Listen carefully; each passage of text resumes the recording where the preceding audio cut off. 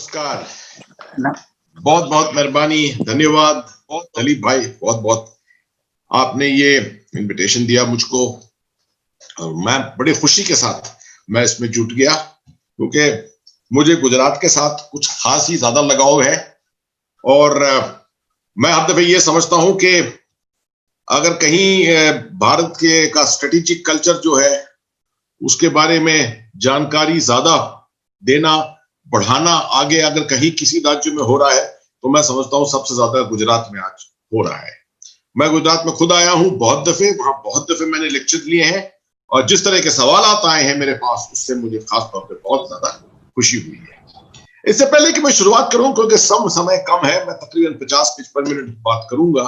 एक दो चीजें मैं आपको बताना चाहता हूं। नंबर एक, दलीप भाई ने आपको मेरा पूरा करियर के बारे में बताया, मगर सबसे अहम बात यह है इस शीर्षक में, सबसे अहम बात यह है मैंने अपनी यूनिट 4 गढ़वाल राइफल्स, उत्तराखंड के जवान है हमारी 4 गढ़वाल राइफल्स, जो मेरे पिताजी की यूनिट थी, मेरे पिताजी ने खड़ी की थी वो यूनिट, उसी को मैंने कमांड किया बाद में। वो उसको मैं कमांड कर रहा था सियाचिन ग्लेशियर में। आपने समझा और सुना होगा सियाचिन के बारे में, और सियाचिन के बारे में आखिरी में मैं आपको एक स्लाइड के साथ में समझाऊंगा भी और तफसील के साथ। और वहां जब 1 साल का टेन्योर खत्म हो गया, 1 साल से ज्यादा कोई रहता नहीं है सियाचिन में, तो मैं यूनिट को नीचे लाकर और उसको लद्दाख के ले में लाया और ले से मैं ले गया इसको ऊपर पेंगोंग सो में, और वहां पर 1-1.25 साल 1.5 साल मैंने पेंगोंग सो चुशूल में यूनिट को कमांड किया। अब आप देख लीजिए जो आज का पूरा वाक्य हो रहा है वो वही है। पेंगोंग सो, चुशूल, ऊपर गलवान की तरफ दरबुक से जो रोड जाती है दौलत बेग ओल्डी वहां तक, ये पूरा इलाका, तो इसको मैंने इसका चप्पा चप्पा देखा हुआ है, इसको चल के देखा है मैंने, हवाई जहाज से देखा है मैंने, गाड़ी में ड्राइव करके देखा है, पूरा इलाका जानता हूं मैं अच्छी तरह से। इसलिए मैं समझता हूं कि उस ग्राउंड नॉलेज को और साथ में जो प्रोफेशनल नॉलेज है इनको जोड़कर अगर मैं पब्लिक के सामने इन चीजों को लाऊं तो ये तफसील से समझ इसकी आ सकती है। आज ऊटपटांग सवाल आ रहे हैं बहुत, आजकल बहुत लोग अजीब अजीब सवाल कर रहे हैं। एक सवाल ये हो रहा है कि हमारे माननीय प्रधानमंत्री मोदी जी 18 दफे मिले जी जिनपिंग से, चीन के प्रधान के सदर जो है, और क्यों मिले, क्या फायदा हुआ? उसके बाद चीन ने आकर जो करा है भारत के साथ उससे क्या फायदा हुआ पिछले 6 साल में मोदी जी जो 18 दफे उनसे मिले? इसका जवाब मैं आपको दूंगा ताकि आप लोग भी इन तरह के सवाल जो लोगों के, और ये ठीक है सारे सवाल हैं लोगों के दिमाग में आ रहे हैं, इनको लोगों को समझा सके कि क्या बात है असल में। आप इसको बड़े ध्यान से सुनिए। ये बहुत से मैप होंगे, आमतौर पे किसी फौजी जनरल का जब लेक्चर होगा तो उसमें मैप आपको जरूर मिलेंगे क्योंकि बिना मैप के कोई फायदा नहीं होता है। आप खड़े होकर आप समझा दें, बातें करें किसी लैंडमार्क की इधर उधर, आपको क्या समझ में आएगा जब तक कि आपके सामने एक नक्शा ना हो। तो मैं आपको सामने बहुत से नक्शे करूंगा पेश, और जो दिमाग में आप पढ़ रहे हैं, आजकल अखबारों में पढ़ रहे हैं, टेलीविजन की न्यूज में सुन रहे हैं हर शाम, और मई के महीने से ये कभी गलवान तो कभी पेंगोंग सो तो कभी दौलत बेग ओल्डी, ये सब नाम जो सुन रहे हैं, इनको तफसील के साथ जितने नुक्ते हैं इनको मैं जोड़ने की कोशिश करूंगा आपके लिए। तो मैं शुरुआत करता हूं, सबसे पहले अपने प्रेजेंटेशन को मैं अपलोड करता हूं इस तरह से। तकरीबन 28 स्लाइड है। शीर्षक पे मत जाइए, मैं शीर्षक छोटा कर दिया है फ्रंटियर लद्दाख, मगर इसमें चीजें, इसके पीछे बहुत ज्यादा चीजें समझाऊंगा। ये जो तस्वीर आप बीच में देख रहे हैं, तस्वीर ये वाली, इसमें मेरा कर्सर भी देख लीजिए। ये है जनरल साहब, general Harinder Singh, lieutenant general Harinder Singh, जो पिछले 1 साल से 14 कोर को कमांड कर रहे थे। अभी हाल ही में उन्होंने कमांड को जनरल मेनन साहब को सौंपा है। इन्होंने बड़ी अच्छी तरीके से ये पूरा जो क्राइसिस हुए, यहाँ पर सिचुएशन जो है, इसको बड़ी सावधानी के साथ इन्होंने इसको। तो 3 सवाल आते हैं ये इसके बारे। ये अब मैं देख रहा हूं कि आपके पास ने 6 लेक्चर तो ऑलरेडी सुन लिए हैं, तो इन 6 लेक्चरों में बड़े अलग अलग तरीके के लेक्चर थे, ये बड़े तफसील के साथ आपको समझाया लोगों ने। तो ये बिल्कुल ही अलग चीज है, ये मिलिट्री एस्पेक्ट्स हैं इस पूरी स्थिति के, और इसको मैं उसी तरीके से समझाऊंगा। और जो कुछ आपने पहले ज्ञान लिया है उसको दिमाग में रखिए, उससे बड़ा फायदा होगा। सबसे पहला है कि बॉर्डर की उपस्थिति है क्या, what exactly is the situation. और ये कॉन्फ्रंटेशन जो है, ये जो ये झड़प हुई है, ये किस लिए हुई है, क्या कैसे शुरू हुई?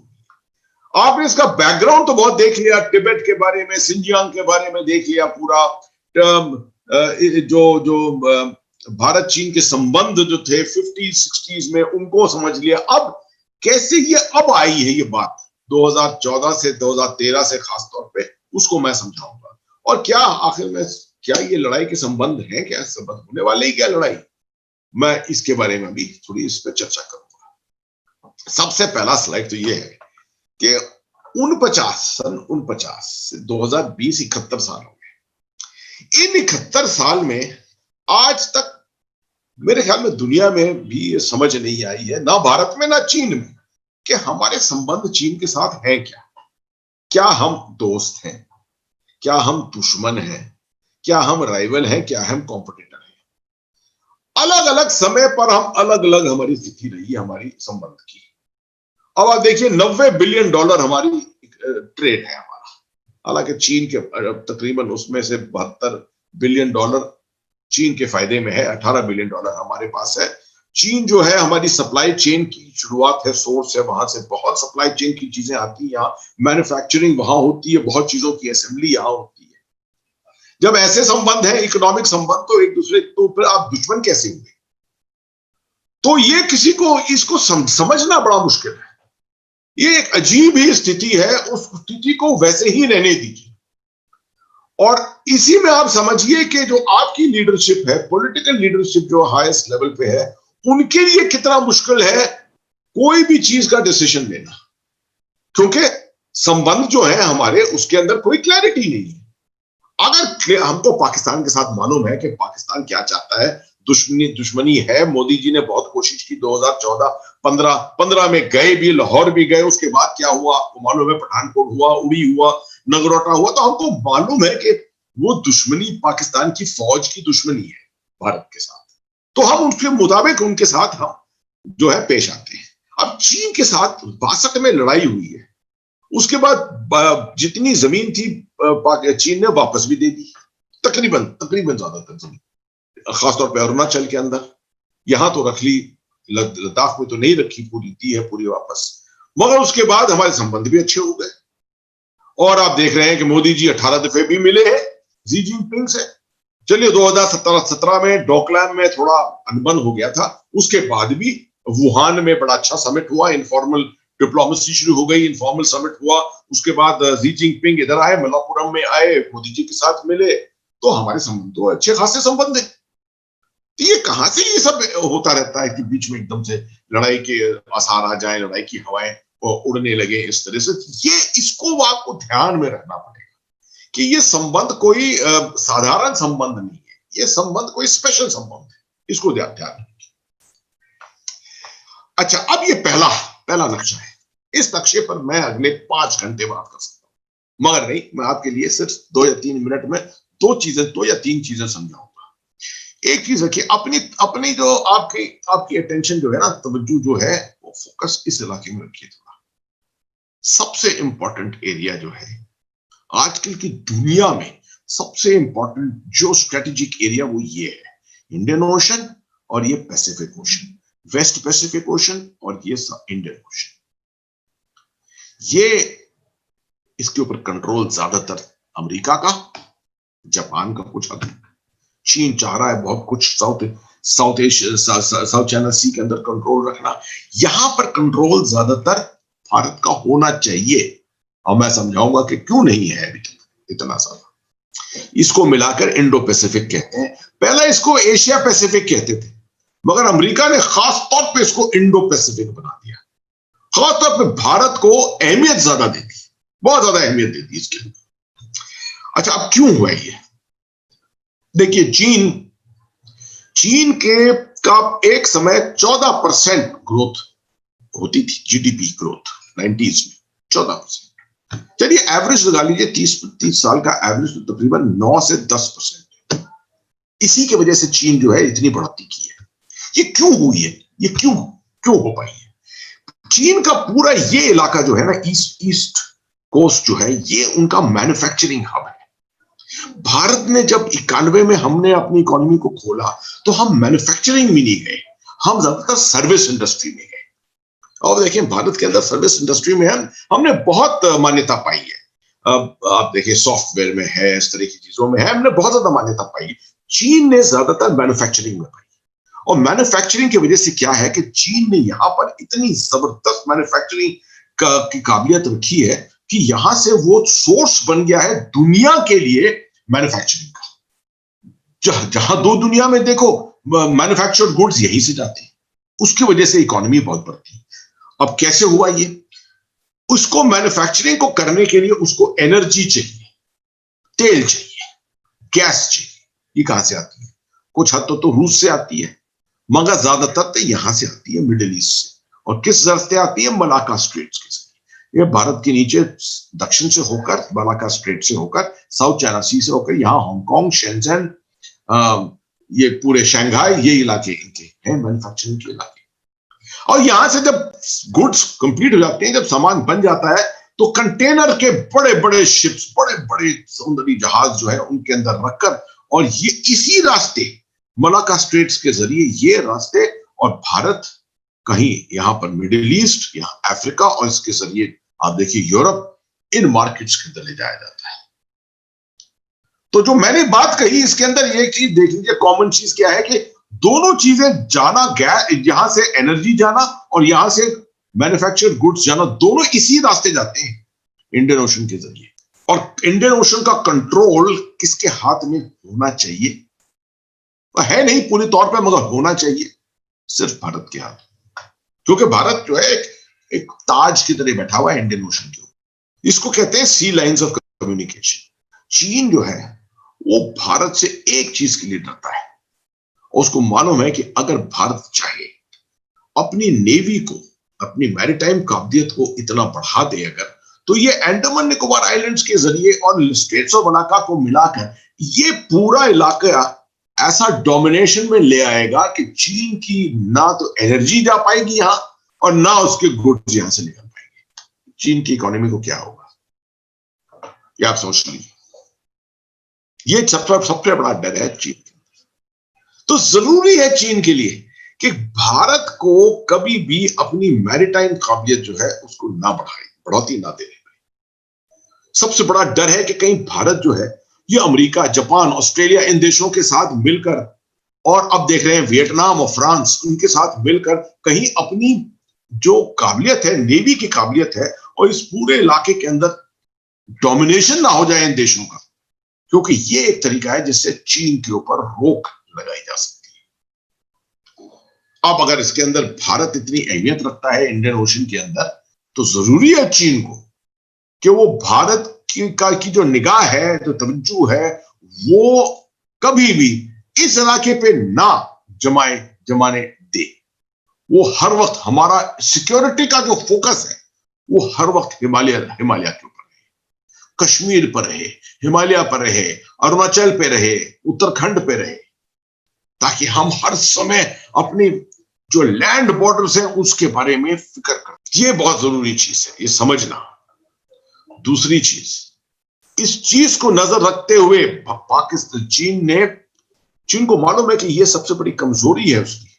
उसने शुरुआत की बेल्ट एंड रोड इनिशिएटिव की, BRI, ताकि वो जमीनी तरीके से और कुछ हद तक मैरीटाइम तरीके से दुनिया के अंदर अपने गुड्स को फैला सके, इकोनॉमी को आगे बढ़ा सके, और साथ में स्ट्रेटेजिक इन्फ्लुएंस उन इलाकों पर चली जाए। अब आप देखें श्रीलंका, बांग्लादेश, इधर जिबूती, अफ्रीका के अंदर सूडान, ऐसे देशों के अंदर चीन हावी होने की बहुत कोशिश कर रहा है। ये इसी के लिए है।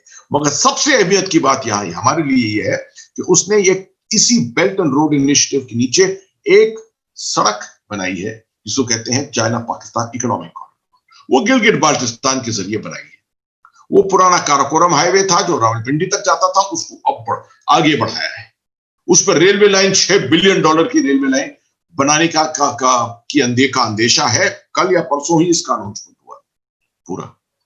तो इसको नाकामयाब करने के लिए अगर कभी वो ब्लॉकेड कर दिया उसको, तो कि रास्ता इस तरह से भी हो यहां से, ये सिर्फ चाइना पाकिस्तान इकोनॉमिक कॉरिडोर सिर्फ सड़क नहीं, मगर एक गैस पाइपलाइन भी, रेलवे लाइन भी, और आगे बढ़कर इसके ऊपर इंटरनेट केबल भी जो है, हाई स्पीड केबल, ये सब जो है लगाया जा रहा है। तकरीबन $46 बिलियन से शुरू हुआ है और तकरीबन $90 बिलियन का इन्वेस्टमेंट इसके अंदर इस समय हो रहा है।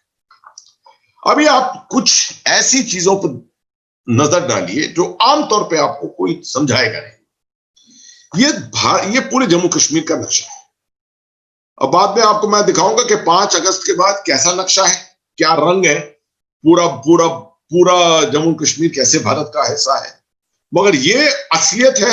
इस वक्त मैं आपको दिखाना चाह रहा हूं कि ये जो है किस तरीके से अलग अलग रीजन इसके किसके कंट्रोल में है। अभी शुरुआत करते हैं पहले तो रीजन। ये तो कश्मीर की वादी हो गई, वैली, ये हो गया जम्मू, और ये हो गया लेह, ये हो गया एक्साइड चीन। उधर पाकिस्तान की तरफ अभी पाकिस्तान का कंट्रोल है गिलगित बाल्टिस्तान पर और पाकिस्तान ऑक्युपाइड कश्मीर पे। ये पूरे इलाके को भी कभी कभी हम पाकिस्तान ऑक्युपाइड कश्मीर कहते हैं। ये एक है जो आमतौर पर भारत में बहुत कम लोगों को मालूम है। इसको कहते हैं शख्सगम वैली। शख्सगम वैली गिलगित बाल्टिस्तान का हिस्सा है, इसका मतलब जम्मू कश्मीर का हिस्सा है। इसको पाकिस्तान ने 1963 में चीन को 5000 स्क्वायर किलोमीटर जो है इलीगली थमा दिया था ताकि काराकोरम हाईवे बन सके। इसी के जरिए काराकोरम हाईवे बना है। इसका कंट्रोल अभी भी चीन के पास है। ये जो है एक्साइड चीन, इसमें अहमियत क्या है? इसके तकरीबन इस अलाइनमेंट में चीन ने लासा से काशगर एक सड़क बनाई 1956-57 में। हमको तो मालूम भी नहीं हुआ इसका। बाद में हमने इसके लिए पेट्रोल भेजे तब मालूम हुआ इसका, और हमने इसके ऊपर ब्रॉड प्रोटेस्ट किया कि आपने हमारे इलाके में कैसे आके सड़क बना दी इस तरह से। चीन चाहता था कि ये सड़क बहुत जरूरी है चीन के लिए, एक स्ट्रेटेजिक हाईवे, इसको वेस्टर्न हाईवे कहते हैं। और वो चाहता था कि ऐसी स्थिति ना आए जहां भारत घुसकर और इस हाईवे को काट दे। तो उसने 1962 में इस इलाके में अपने आप को डेप्थ दे दी, मतलब आगे बढ़कर और कब्जा किया इलाकों के ऊपर, ताकि भारत जो है उसकी नजर इस सड़क के ऊपर ना जाए। ठीक है। अब आई एक और अहमियत की बात, फिर मैं और समझाऊंगा आपको कुछ बॉर्डर्स जो है यहाँ के, क्या बॉर्डर है। ये ग्रीन सड़क जो आप ग्रीन देख रहे हैं आप यहाँ लाइन, ये इंटरनेशनल बॉर्डर है जो पाकिस्तान और भारत के बीच में है। इसमें कोई गड़बड़ी नहीं है। मगर पाकिस्तान इसको अभी भी आईपी नहीं समझता। पाकिस्तान इसको वर्किंग बाउंड्री कहता है, क्योंकि वो समझता है कि अभी भी इसमें कुछ गुंजाइश रह गई है। जो आप ये पिंक लाइन देख रहे हैं गुलाबी रंग की, ये है line of control. Line of control 750 kilometre 770 kilometre लंबी है। इसके ऊपर दोनों तरफ इर्द गिर्द दोनों फौजें लगी हैं, पाकिस्तान की, भारत की। इसके बारे में फर्क यह है कि ये मैप के ऊपर भी और जमीन के ऊपर भी इसको डेजिग्नेट कर दिया गया है। इसके बरखिलाफ इस लाइन को आप देखिए, यहां पर लाइन ऑफ एक्चुअल कंट्रोल है जो कोई लाइन ही नहीं है। Line of actual control LAC, Bharat और चीन के बीच में। चीन कहता है कि लाइन तकरीबन यहां है, भारत कहता है लाइन तकरीबन यहां है, और इसकी वजह से दोनों के बीच में अनबन चलती रहती है, खासतौर पर 2011 के बाद, जब से चीन जो है ज्यादा हावी होने की कोशिश में है हमारे साथ। एक ये लाइन है यहाँ नीले रंग की जो मैं दिखाई आपको, इसको actual ground position line AGPL कहते हैं। ये सियाचिन के इलाके में है, साल्टोरो रिज के। मैं आखिर में आपको इसको मैं समझाऊंगा इसके बारे में। तो ये तकरीबन आप समझिए जम्मू कश्मीर पूरा जो है इस तरह से उसका ढांचा है। ये वो इलाके हैं जहां भारत और चीन के बीच में अनबन है, हिमालयन रीजन में जमीन के ऊपर। अब ये देखिए अरुणाचल है जिसको चीन कहता है सदर्न तिब्बत। मैकमोहन लाइन, हम जो चाहते हैं कि मैकमोहन लाइन जो ये लाइन है, इस लाइन जो 1914 में लॉर्ड मैकमोहन ने, सेक्रेटरी ऑफ स्टेट जो थे यूके के, उन्होंने बनाई थी ये तिब्बत के साथ। मगर चीन कहता है कि तिब्बत के साथ हम मानते नहीं, क्योंकि तिब्बत तो कोई देश ही नहीं है। हम तो कहते हैं, चीन समझता है कि उसकी बाउंड्री यहां होनी चाहिए, पूरा अरुणाचल उसके पास होना चाहिए, सदर्न तिब्बत जिसको कहते हैं। ये भूटान है, भूटान के साथ भी कुछ बाउंड्री की अनबन है, ईस्ट भूटान में भी, वेस्ट भूटान में भी, खासतौर पे डोकलाम के एरिया में। ये है डोकलाम, और डोकलाम की अहमियत है कि ये हमारा 25 किलोमीटर चौड़ा सिलीगुड़ी कॉरिडोर है, जिसको काटना बड़ा आसान हो सकता है, मगर इतना आसान नहीं है चीन को यहां घुसने के लिए। लोग समझते हैं कि इस 50 किलोमीटर अंदर घुसकर चीन ये चीज कर सकता है, ये तकरीबन नामुमकिन है। नेपाल के साथ चीन बहुत कोशिश कर रहा है संबंध बढ़ाने के, बीच में उनको कोर्शन भी कर रहा है, साथ में उनके पर हावी भी हो रहा है साथ में। यहाँ पर 2-3 इलाके हैं उत्तराखंड में और हिमाचल में, जहां पर थोड़ी क्वारिक का इलाका है और हारसिल का इलाका है ऊपर उत्तराखंड में, जहां पर कुछ इलाके हैं हमारे खास तौर पे ग्रेजिंग ग्राउंड जो है वो, उनके ऊपर थोड़ा सा कुछ अनबन है। मगर खास तौर पे जो है ये ईस्टर्न लद्दाख है, जहां एक्साई चीन का इलाका है, और ये शख्सगम वैली है जो पाकिस्तान ने चीन को दी हुई है। अब आप देखें, ये है जो कॉरिडोर ऑफ अपॉर्चुनिटी है, जिसको काशगर जो है ये सिंजियांग में है। काशगर से उन्होंने पेशावर इस्लामाबाद तक, तो ये पहले की काराकोरम हाईवे बना हुआ है, और अब इसको बढ़ाकर आगे ग्वादर तक ले आए हैं। इसको चाइना पाकिस्तान इकोनॉमिक कॉरिडोर कहते हैं। ये कॉरिडोर अभी भी बना नहीं है पूरा, और सिर्फ कॉरिडोर सड़क नहीं है, इसमें और बहुत सी चीजें जुड़ी हुई हैं। साथ में एग्रीकल्चर है, एग्रीकल्चर सीड के ऊपर रिसर्च है, बीजों के ऊपर रिसर्च करना, पानी का को सींचना, इरिगेशन है, साथ में पावर बनाना, हाइड्रो इलेक्ट्रिक पावर के प्रोजेक्ट्स हैं। एक हाल ही में बहुत बड़ा प्रोजेक्ट, तकरीबन $10 बिलियन का प्रोजेक्ट जो है गिलगित बाल्टिस्तान में अभी लगाने का उन्होंने फैसला किया है। इसी के साथ उसको डैमर बाशा डैम कहते हैं। तकरीबन मेरे ख्याल में 8-9 साल लगेंगे उसको बनने में। ये 5 अगस्त 2019 को जब भारत ने डिसीजन लिया है आर्टिकल 370 और 35A के बाद, और जो 2 यूनियन टेरिटरी खड़ी की है, उसके बाद 1 अक्टूबर को जो हमने मैप छापे हैं, वो उनका मैप ये है जिसमें पूरा लद्दाख हमने दिखाया है। पूरा लद्दाख ये है जिसमें एक्साई चीन भी है, गिलगित बाल्टिस्तान भी है। ये जम्मू कश्मीर की यूनियन टेरिटरी है, जिसके अंदर हमने पूरा पाकिस्तान ऑक्युपाइड कश्मीर, मीरपुर, मुजफ्फराबाद इसके अंदर शामिल किया है। और ये किस चीज, इसकी लीगैलिटी क्या है? इसकी लीगैलिटी है दो चीजें। नंबर 1, 26 अक्टूबर 1947 का इंस्ट्रूमेंट ऑफ एक्सेशन, जिसके जरिए महाराजा कश्मीर ने पूरी जम्मू कश्मीर की टेरिटरी जो है वो सौंपी थी भारत लीगली।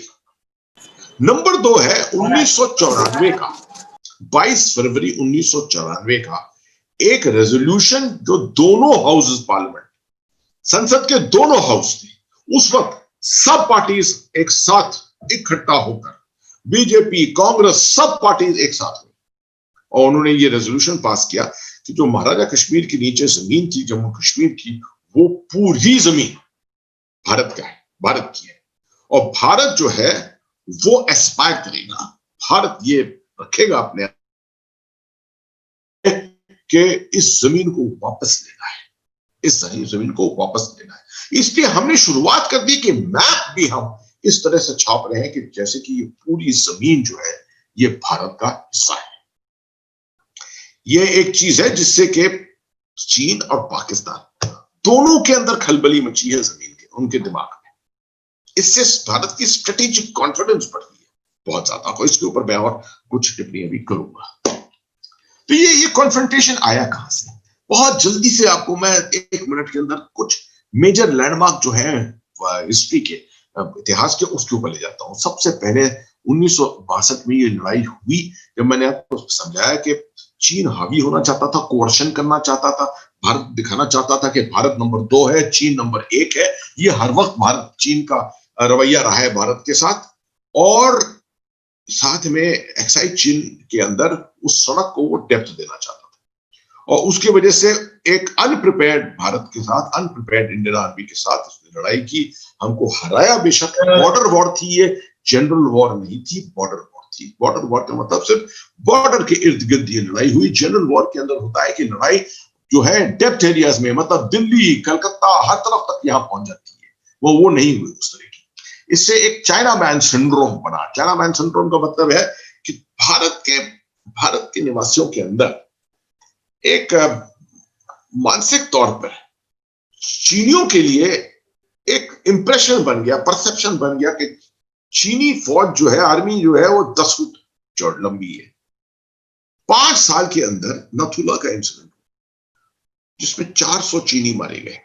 हमने भी 50 अपने 85 जवान उसके अंदर वीरगति को प्राप्त हुए और इससे हमने प्रूव किया और अपनी फौज के अंदर प्रूव किया। मेरे ख्याल में भारत के अंदर बाकी निवासियों के अंदर वो खबर तक नहीं पहुंच पाई इतनी ज्यादा, मगर हम में तो क्लियर हो गया ये कि चीन की फौज कोई खास फौज नहीं है। उस पर बाद आप देखिए 1979 में वियतनाम के साथ लड़े, किस तरह से बुरी तरह से चीन की फौज जो है हराई गई। उसके बाद 86-87 में भारत के साथ फिर 6 महीने का स्टैंड ऑफ हुआ था। जिस तरह से अभी चल रहा है उस तरह का स्टैंड ऑफ अरुणाचल में भी चला था और उस टाइम पर भी चीनी फौज जो है वो स्टैंड डाउन कर गई थी।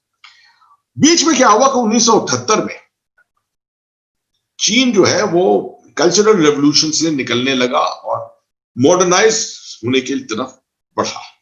ये अमेरिका का पूरा था कि चीन को किस तरीके से अपने आइसोलेशन से निकालें और उसको मॉडर्नाइज करें कि ताकि वो अमेरिका के साथ संबंध अच्छे करे, अमेरिका को सपोर्ट करे सोवियत यूनियन के खिलाफ, कम्युनिज्म के खिलाफ। हालांकि चाइना खुद भी कम्युनिस्ट था और चाइना और रूस की, सोवियत यूनियन की के संबंध बहुत ज्यादा बिगड़े हुए थे उस वक्त। तो डेंग जियाओपिंग जो उस वक्त सदर थे, वहां चेयरमैन थे, उन्होंने 4 मॉडर्नाइजेशंस अपनाए। 4 मॉडर्नाइजेशन में सबसे पहला था एग्रीकल्चर, सबसे पहले खाने पीने के साधन देश के अंदर होने चाहिए। नंबर 2 था टेक्निकल एजुकेशन, जैसे भारत ने किया, आईआईटीज खड़े किए, आईआईएम खड़े किए, अभी भी खड़े होते जा रहे हैं। उस तरह से चीन ने भी बड़ी जबरदस्त तरीके से अपनी टेक्नोलॉजिकल कैपेसिटी को बढ़ाने की कोशिश की। नंबर 3 इंडस्ट्री, मैन्युफैक्चरिंग, जैसे भारत गया सर्विस इंडस्ट्री पर, चीन गया मैन्युफैक्चरिंग के ऊपर। और चौथा आर्म्ड फोर्सेस, वो उसकी चौथी प्रायोरिटी थी। और उसने ये क्लियर कहा था डेंग जियाओपिंग ने कि जब तक ये पहली 3 चीजें नहीं हो जाती तब तक चीन को अपने बॉर्डर जो है उनको स्टेबल रखना चाहिए। एक कहावत है डेंग जियाओपिंग की अंग्रेजी में, उसमें उसको कहते हैं wide your time and hide your strength. Wide your time and hide your strength मतलब अपनी जो काबिलियत है उसको छुपाओ और टाइम को देखो। बाइड योर टाइम मतलब इंतजार करो, अपना मौका आएगा, जल्दबाजी मत करना। अब आप देखो चीन जो है कितने पिछले, जब से 78 से शुरू किया है उसने इसका मॉडर्नाइजेशन, तो 2017 का जो 19th कांग्रेस था चाइनीज कम्युनिस्ट पार्टी का, उसमें प्रस्ताव रखा था कि चीन 2049 में जब 100 साल पूरे हो जाएंगे कम्युनिस्ट चाइना को, मॉडर्न चाइना को, तो उस वक्त तक उसको ऐसी स्थिति में होना चाहिए कि दुनिया का नंबर 1 पावर हो, दुनिया की किसी भी फौज को हरा सके। ये उसने रखा लॉन्ग टर्म, ये लॉन्ग टर्म उसकी स्ट्रेटजी। फिर 1986-87 में उसका हमारा स्टैंड ऑफ हुआ चीन के साथ सुंदरवांगचू में, अरुणाचल प्रदेश में, जिसमें दोनों तरफ तकरीबन बराबर निकले, कोई खून खराबा नहीं हुआ, मगर एक दूसरे की तरफ हमने आंखें उठाकर देखा। उसके बाद राजीव गांधी गए चीन और कोशिश हुई कि संबंध इंप्रूव हो ताकि चीन और भारत जो है एक दूसरे के साथ दोबारा अपने संबंध बना सके। और वहां से शुरू हुआ हमारी इकोनॉमिक एक्टिविटी, इकोनॉमिक कोऑपरेशन। और उसके बाद 1993 में जाकर पीस एंड ट्रैंक्विलिटी का अग्रीमेंट हो गया। पीस एंड ट्रैंक्विलिटी के अग्रीमेंट के बाद 22 दफे हमारी मीटिंग हुई है हमारे बॉर्डर वर्किंग ग्रुप की, मगर किसी भी मीटिंग में, जो हर मीटिंग में भारत ने कोशिश की है कि चीन को यह समझाएं कि शुरुआत होनी चाहिए लाइन ऑफ एक्चुअल कंट्रोल को रिजॉल्व करने की, कि और कुछ नहीं तो हम पहले एक temporary line of actual control बना दें दोनों तरफ के अग्रीमेंट के साथ, ताकि उसके बाद फिर आगे हम बढ़ाते रहे, ताकि हर साल ये तनाव जो है जो एलएसी के ऊपर होता है वो तनाव ना। मगर 93 से लेकर 2020 तक 22 मीटिंग में चाइना ने आज तक कभी अग्री नहीं किया है कि एलएसी को हम टेम्पररी तौर पर भी बना पाए, क्यों किया है? क्योंकि वो जानता है कि अगर कर लिया और तो कल भारत जो है और चीन के बीच में अगर हिमालयन बॉर्डर के ऊपर रेजोल्यूशन हो गया, बॉर्डर टेंशन कम हो गई, तो भारत के पास साधन, भारत को वो काबिलियत मिल जाएगी कि अपनी नेवी को बढ़ाए, अपने डिफेंस बजट के अंदर ज्यादातर जो है पाकिस्तान की तरफ देखे, ना कि चीन की तरफ, और मैरिटाइम कैपेबिलिटी को बढ़ाए। आज हमारे पास एक एयरक्राफ्ट कैरियर है, दूसरा बन रहा है, चीन के पास भी 2 एयरक्राफ्ट कैरियर है। अगर हमारे पास काबिलियत आ जाती है फाइनेंशियल तौर पे, बजट के तौर पे, तो हम कल 3, 4, 5, 6 एयरक्राफ्ट कैरियर बना सकते हैं। चीन नहीं चाहता कि कभी ऐसा हो। तो आज का जो स्थिति है वो 4 वजह से हुई है, जो मैं समझता हूं। सबसे पहला, एक कोविड-19 की वजह से जो पॉलिटिकल स्थिति दुनिया की जो है वो बदल गई, पैंडेमिक की वजह से, और चीन ने समझा कि ये बड़ा अच्छा मौका है। ये हम किसी विस्तार के तौर पे नहीं कह सकते कि चीन से ही ये कोविड-19 निकला है, हालांकि थियरी बहुत सी है। ऑस्ट्रेलिया ने तो डिमांड भी किया है वर्ल्ड हेल्थ ऑर्गेनाइजेशन से कि वो इसके ऊपर इन्वेस्टिगेशन करे, और चीन और ऑस्ट्रेलिया के संबंध बड़े खराब हुए इसकी वजह से। मगर कोई किसी एविडेंस के साथ अभी नहीं कह सकते हम कि इसका शुरुआत इसकी पूरी चीन से हुई है। मगर चीन ने इसका पूरा फायदा उठाया है। एक तो दुनिया को वार्निंग नहीं दी टाइम पर, दूसरा अपने तो मेजर्स रख लिए उसने, और देखा कि ये टाइम है कि दुनिया की इकोनॉमी डाउन हो रही है, तो यही टाइम वक्त है जब अपना नैरेटिव जो है दुनिया के अंदर प्ले कर सकता है, और अपना ही जो विस्तारपन है, जिसको मोदी जी ने कहा था एक्सपेंशनिज्म, विस्तारपन है, वो उसके तरफ फोकस करें। नंबर 2 है डॉकलैम। डॉकलैम में जो भारत के साथ उसको पीछे हटना पड़ा ब्रिक्स समिट की वजह से, और 19th कांग्रेस जो होने वाली थी 2017 में, उसकी वजह से। मगर चीन भूलता नहीं ये चीजें। चीन को ये कुछ उसके दिमाग में बैठा कि ये दुनिया ने समझा कि भारत ने चीन को पछाड़ दिया, इसलिए वो अब इमेज को वापस लाना चाह रहा है। नंबर 3, भारत के जो स्ट्रेटेजिक कॉन्फिडेंस है वो पिछले 6 साल में कुछ हद से ज्यादा बढ़ गई है, जहां तक चीन और पाकिस्तान का परसेप्शन है। क्यों हुई है? अगर आप देखें तो प्राइम मिनिस्टर मोदी के लीडरशिप के नीचे अगर आप कुछ वाकये देखिए, 2017 का सर्जिकल स्ट्राइक, 2017 का डॉकलैम, 2017-18 का ऑपरेशन ऑल आउट कश्मीर में, जिससे कि कश्मीर पर पूरा कंट्रोल आया, 2019 का 5 अगस्त का डिसीजन आर्टिकल 370 और 35A को हटाना, जिससे कि पूरा जम्मू कश्मीर की स्थिति के ऊपर ज्यादा कंट्रोल आया है। इससे क्या हुआ है कि भारत के अंदर एक कॉन्फिडेंस, स्ट्रेटेजिक कॉन्फिडेंस आ गया है, और ये कि दुनिया के अंदर डिप्लोमेटिकली भी पाकिस्तान और चीन जो है कुछ कर नहीं पाए। दुनिया जो है ज्यादातर बिलीव कर रही है कि जो कश्मीर में हो रहा है वो भारत का अंदरूनी मामला है। इससे चोट पहुंची है चीन और पाकिस्तान के दिमागी परसेप्शन के ऊपर। और ये जब ऐसा होता है तो वो देश समझते हैं कि अगर दूसरे देश को, जैसे भारत है, भारत को अगर उन्होंने छोड़ा, भारत को ऐसी छूट दी, तो भारत का जो स्ट्रेटेजिक कॉन्फिडेंस है वो हद से ज्यादा बढ़ जाएगा। और उससे क्या होगा, आप रक्षा मंत्री को देख लीजिए, आप CDS को देख लीजिए, आर्मी चीफ को देख लीजिए, बात किस चीज की हो रही है? गिलगित बाल्टिस्तान एक दिन भारत का होगा, हमको तो हुक्म चाहिए, हम गिलगित बाल्टिस्तान को वापस ला सकते हैं। इससे खलबली मची है दिमाग में, और उस खलबली को थोड़ा सहमत देनी है, थोड़ा स्टेबिलिटी देनी है, नहीं तो ये कॉन्फिडेंस जो है भारत की, ये हद से ज्यादा आगे बढ़ सकती है। आखिरी चीज, स्ट्रेटेजिक, दुनिया को स्ट्रेटेजिक मैसेजिंग देना कि 2049 नहीं, 2035, वहां उस 2035 तक चीन जो है दुनिया का आला दर्जे का पावर बनेगा, और जी जिनपिंग जो प्रेसिडेंट सदर है जिंदगी के लिए तकरीबन 82 साल के होंगे, 82 ईयर्स एट दैट टाइम। 15 साल के अंदर he wants to control, he wants to bring China to a state of being the number one power. इसके ऊपर मैं ज्यादा नहीं जाऊंगा, मैं इसके already I have spoken about this. एक ब्रॉडली देखें तो स्ट्रैटेजी ये है कि सिर्फ भारत को नहीं मगर South China Sea, Taiwan, Vietnam, Japan, Australia, Hong Kong को इस्तेमाल करते हुए, इन सब चीजों को मस्त करते हुए अपना हावी होना पूरे एशिया के ऊपर, पूरा इंडो पैसिफिक के ऊपर, डॉकलैम की इमेज ओवरकम करना और भारत की तवज्जो जो है, भारत का फोकस जो है वो हिमालयन फ्रंट के ऊपर डालना।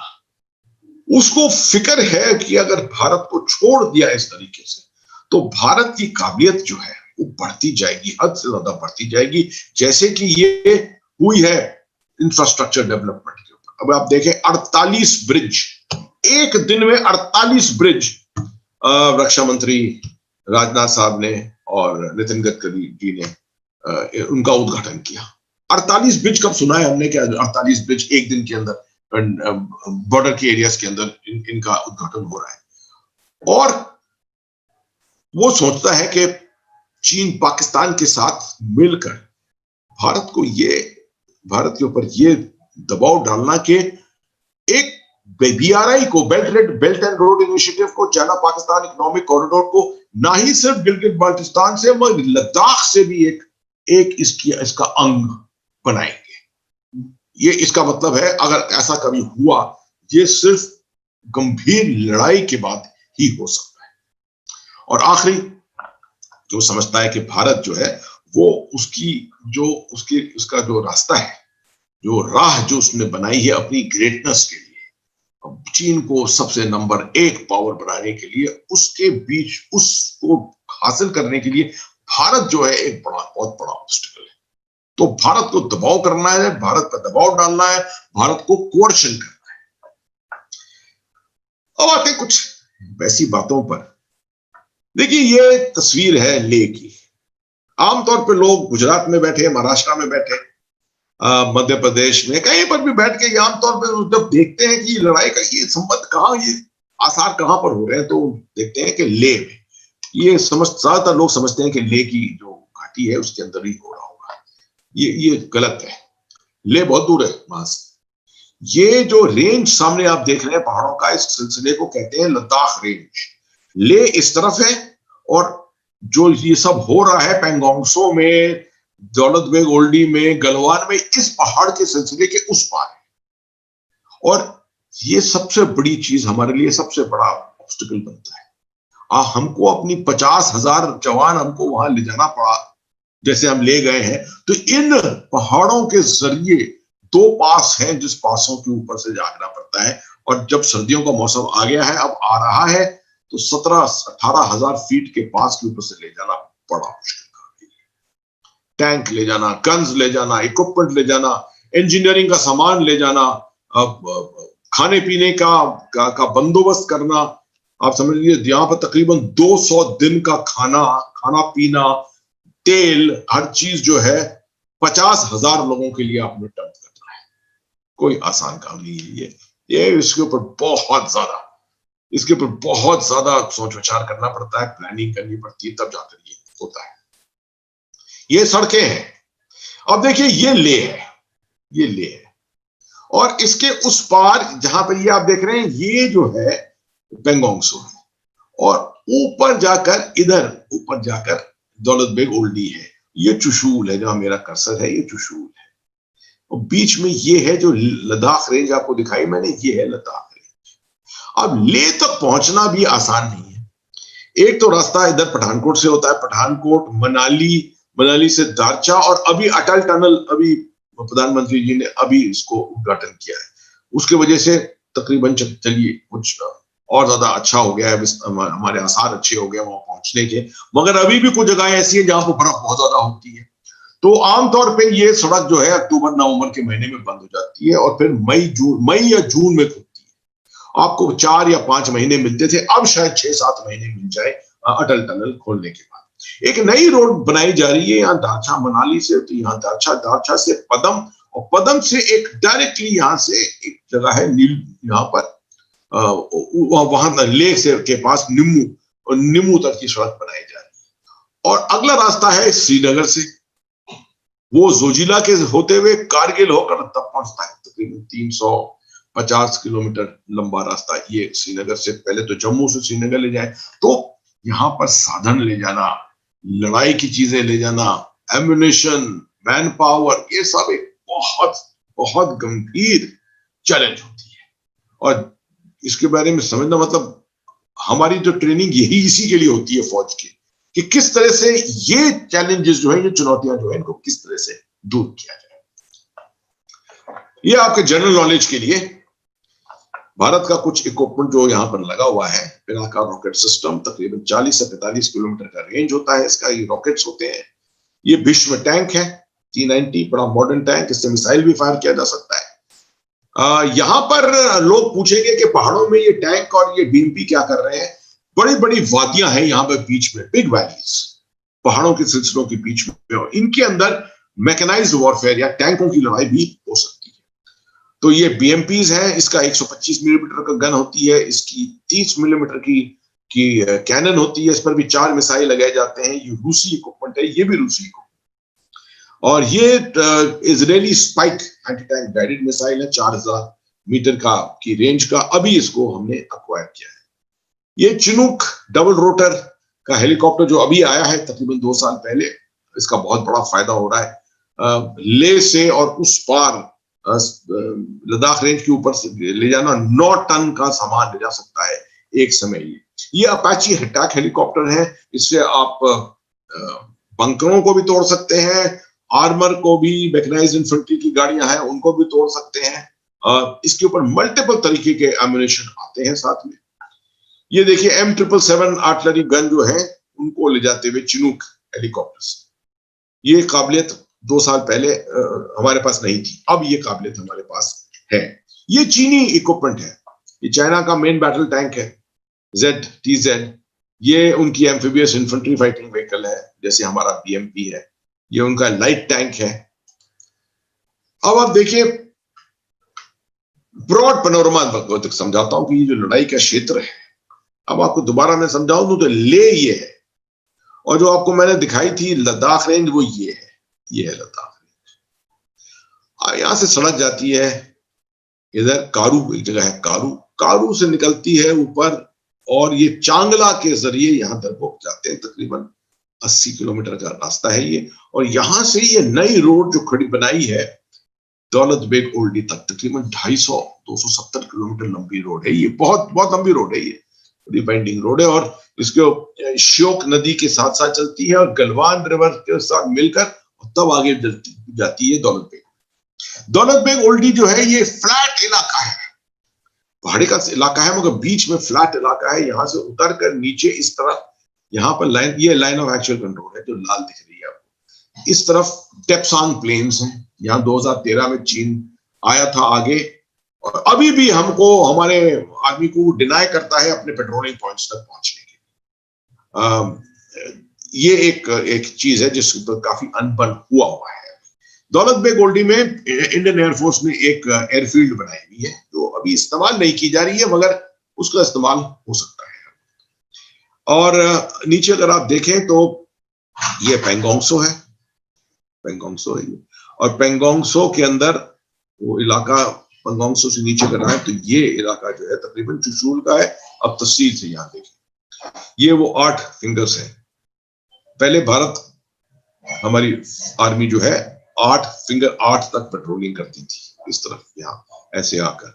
अब आकर चाइना ने इस साल मई के महीने में 8, 7, 6, 5 पर कब्जा कर लिया और 4 के ऊपर भी बैठ गए। अभी हाल में हमने सितंबर के महीने में हमने जाकर और 4 के ऊपर, यहाँ 4 और 3 के ऊपर यहाँ पर अपने आप ऑक्यूपेशन कर लिया, ताकि हम अब इनको डोमिनेट कर रहे हैं 5 और 4 को। मगर हमारा कंट्रोल इस इलाके पर अभी भी नहीं आया है। चीन ने 8, 7, 6 और 5 तक तकरीबन एक सड़क भी बना ली है। ये है पेंगोंगसो पूरा, जो आपने फिंगर्स देखी वो ये है। अब सदर्न बैंक में, दक्षिण वाली बैंक पे, ये है चुशूल का इलाका। और इसको कहते हैं स्पंगूर लेक है।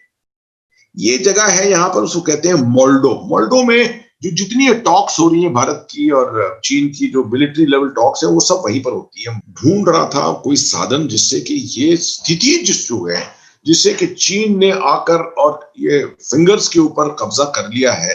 मैं नहीं कहता हूं कब्जा किया है, ये आकर ऑक्युपाई अभी किया है, टेम्पररी सिचुएशन है, और इसको कैसे रीबैलेंस किया जाए। और 2 महीने तक ये, इसमें बड़ी अच्छी एक बात मैं आपको बताना चाहता हूं। जब प्रधानमंत्री गए ऊपर लद्दाख, आपने देखा होगा टेलीविजन के ऊपर, तो उनको एक general Harinder Singh core commander समझा रहे थे एक बोर्ड के ऊपर, और उसमें वो बता रहे थे कि चीन ने कहां पर इलाकों पर चीन ने आकर और ऑक्युपाई किया है। तो प्रधानमंत्री जी ने कहा कि मुझे इसमें कोई इंटरेस्ट नहीं कि चीन ने कहां पर आकर किया है कुछ। आप मुझे बताइए कि हमने क्या किया है और हम क्या कर सकते हैं। ठीक है, ये होती है खासतौर पे एक लीडरशिप की बात, खासतौर पे फौज की लीडरशिप की। एक दफे ये इंडिकेशन मिल जाए कि आपको ये पॉलिटिकल बैकिंग मिल रही है, इस तरह की पॉलिटिकल बैकिंग मिल रही है कि सवाल नहीं पूछ रहा है कोई कि चीन ने क्या किया है, सवाल पूछा जा रहा है कि आप क्या करेंगे, क्या करा है आपने, आप क्या करना चाहते हैं। इससे फिर स्थिति बदल जाती है। तो भारत ने सबसे पहली चीज तो की कि जितने ट्रूप्स चीन लाया था, 40-45 हजार ट्रूप्स, उतने तकरीबन 2 डिविजन्स हम नीचे से लाए, और डबल टाइम के अंदर उन्हीं सड़कों के जरिए, मनाली के जरिए, कारगिल के जरिए हम सड़कों पर लेकर और उनको लाए और डिप्लॉय किया। ये एक रिकॉर्ड टाइम के अंदर किया, उससे बैलेंस आ गया। क्योंकि अगर हम कोई चीज करते यहां पर पेंगोंग त्सो में या किसी गलवान में या किसी जगह पर, हमारे पास काबिलियत नहीं थी कि हम बैलेंस्ड रहे। और फौजी एक नियम फौज का होता है कि जब आप कोई ऑफेंसिव चीज करने वाले हैं, कोई भी चीज करने वाले हैं इस तरीके से, तो आप अपने आप को इम्बैलेंस ना करें, ताकि दुश्मन आपकी वो हालत देखकर और कुछ ना कर पाए बैठे, आपकी कोई कमजोरी को ना वो पकड़ ले। तो ये जब एक दफे हमारे ट्रूप्स आगे लग गए, तब आपने देखा कि 29-30 अगस्त की रात को भारत की ने 7 जगहों पर जाकर और अपना कब्जा जमा लिया। ये रजांगला आपको याद दिला दूं, रजांगला क्या है? रजांगला शैतान सिंह, मेजर शैतान सिंह की जगह है, जहां पर 128 अहीर जवान वीर गति को प्राप्त हुए थे, जहां पर मेजर शैतान सिंह को परमवीर चक्र हासिल हुआ था 13 कुमाऊं। ये 1962 18 नवंबर का वाकया है। ये वही जगह है और इसको हमने ऑक्युपाई कर लिया। इसके ऑक्यूपेशन से क्या है कि अब हम मोल्डो गैरिजन के ऊपर बैठे हुए, और ये पूरे इलाके हम हमारे in perception of land of actual control के अंदर है। चीन हालांकि कहता है कि नहीं है, और हम कहते हैं कि है। अब जो टॉक्स हो रही है, चीन को के अंदर दिमाग में खलबली इससे मच गई कि ये कैसे भारत ने आकर इसको कर लिया, मगर कर लिया। उसमें आपने देखा कि टिबेटन ट्रूप्स भी हमने इस्तेमाल किए, इसके अंदर एसएफएफ को इस्तेमाल किया, स्पेशल फ्रंटियर फोर्स को, जो चक्राता में ट्रेन होती है। तो अभी स्थिति क्या है? स्थिति यह है कि मिरर डिप्लॉयमेंट, बिल्कुल जैसे आईने की तरह मिरर डिप्लॉयमेंट, 50,000 ट्रूप्स उधर, 50,000 ट्रूप्स उधर। जब ऐसी स्थिति होती है तो आप लोग, मैं समझता हूं पब्लिक को बेफिक्र रहना चाहिए, क्योंकि 50,000 ट्रूप्स लगाकर कोई जमीन को कब्जा नहीं कर सकता है। लद्दाख की जमीन पर कब्जा करने के लिए आपको पहाड़ों पर चढ़ना पड़ेगा, पहाड़ों से हमको हटाना पड़ेगा। उसको करने के लिए आपको 1:9 रेशियो चाहिए। चलिए आपका पास फायर पावर बहुत है तो 1:6 रेशियो चाहिए। तो चीन को जब कम से कम डबल, 3 4 जब तक स्ट्रेंथ नहीं लाएंगे अपनी फौज की, तब तक यहां कुछ करना नामुमकिन है। चुशूल हाइट्स जो है, जो आपको दिखाया मैंने 7 जगह, वो हमारे हाथ में है। उससे क्या हो गया है, इसको हम अंग्रेजी में कहते हैं क्विड प्रो को, मतलब आपने आकर पेंगोंग त्सो पे किया, हमने आकर चुशूल पे कर दिया, अब बैलेंस हो गया। विंटर लॉजिस्टिक्स सबसे बड़ा चुनौती मैंने आपको बताया कि है विंटर लॉजिस्टिक्स। और किसी ने मुझसे फोन किया, मुझसे पूछा कि सर जब आप कश्मीर में थे तो आप कहां से अपने ये लाते थे ज्यादातर जो ये शेल्टर हैं, जो आपने शेल्टर बनाए थे, कमांड पोस्ट पे शेल्टर बनाए थे, बहुत जल्दी जल्दी 2005 में बनाए थे, तो मेरे दिमाग में याद था मैंने कि अहमदाबाद गुजरात के इंडस्ट्रियल एरिया में ये शेल्टर बनाए जाते हैं, शायद आप लोग को भी नहीं मालूम होगा ये। और वहां से मैं सबसे ज्यादा शेल्टर्स जो है हम वहां से प्रोक्योर करके लाते थे। मैंने उनको वहां के एड्रेस दिए और मैंने कहा जाइए आप गुजरात में देखिए, गुजरात के जो इंडस्ट्रियल एरियाज हैं, बड़ौदा का इंडस्ट्रियल एरिया है, सूरत का इंडस्ट्रियल एरिया है, अहमदाबाद का है, इन जगहों पर आपको ये साधन बहुत मिलेंगे।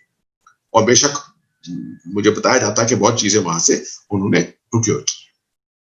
टैंक्स और आईसीबी भी हमने डिप्लॉय कर दिए। ये एक चीज है, चीन ने अपने हवाई जहाज, हमने अपने हवाई जहाज, आपने राफेल बहुत देखा होगा उड़ते हुए, Su-30 बहुत देखा होगा उड़ते हुए।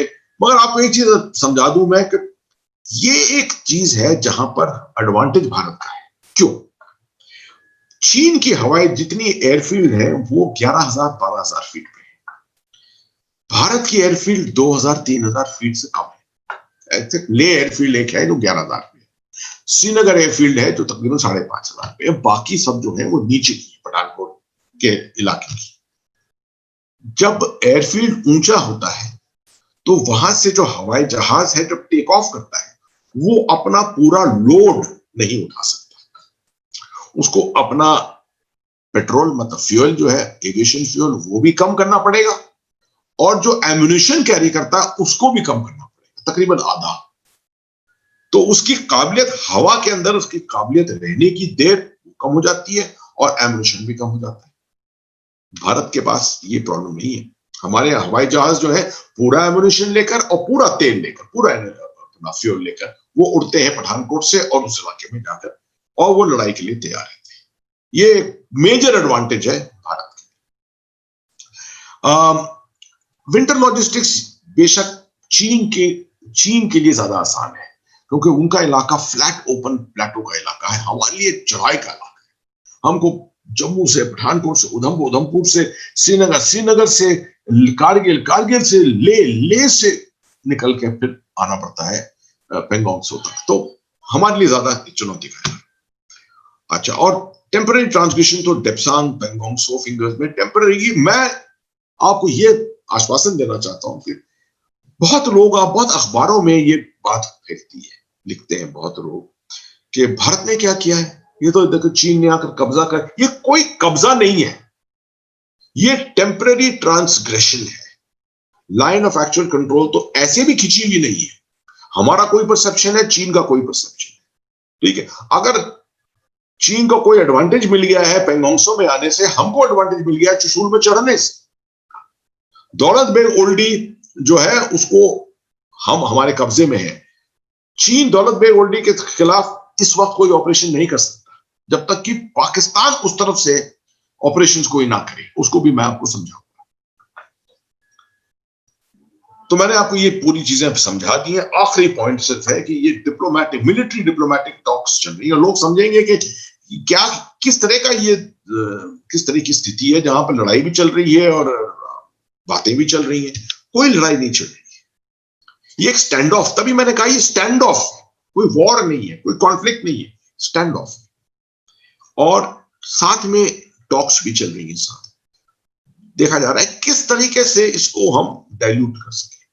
मैं नहीं समझता हूं किसी तरीके से कि ये लॉन्ग टर्म सॉल्यूशन कोई निकलेगा इन टॉक्स से, नहीं, मगर हम इसको स्टैंड डाउन करा सकते हैं ताकि दोनों फौजें हट सके। दोनों देशों के लिए बहुत ज्यादा कीमती ये है इस तरह का 50,000।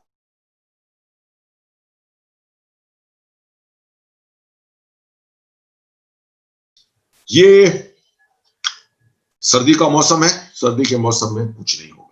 सब जो है 3 नवंबर के लिए इंतजार कर रहे हैं, परसों के लिए, कि क्या रिजल्ट होगा, इलेक्शन का क्या रिजल्ट होगा America. Both sides seeking opportunities. सर्दियों में शायद एक या कोई 2 ऑपरेशन, अगर डिपेंड करता है कि टॉक्स कैसी चल रही है। अगर टॉक्स अच्छी चल रही है तो शायद कोई ऑपरेशन नहीं होगा। मगर ये सर्दी का मौसम जो है, और इस साल कड़ी सर्दी होने वाली है, लद्दाख में ऑपरेशन हो सकते हैं, बड़े स्केल पे नहीं मगर छोटे छोटे ऑपरेशन हो सकते हैं। भारत को हर समय इसके लिए तैयार रहना चाहिए। जो चीन कर रहा है, सबसे बड़ी बात जो है, उसके ऊपर मैंने बहुत लिखा भी है। अगर आपने कभी पढ़ा हो, दैनिक भास्कर में भी मैंने लिखा है।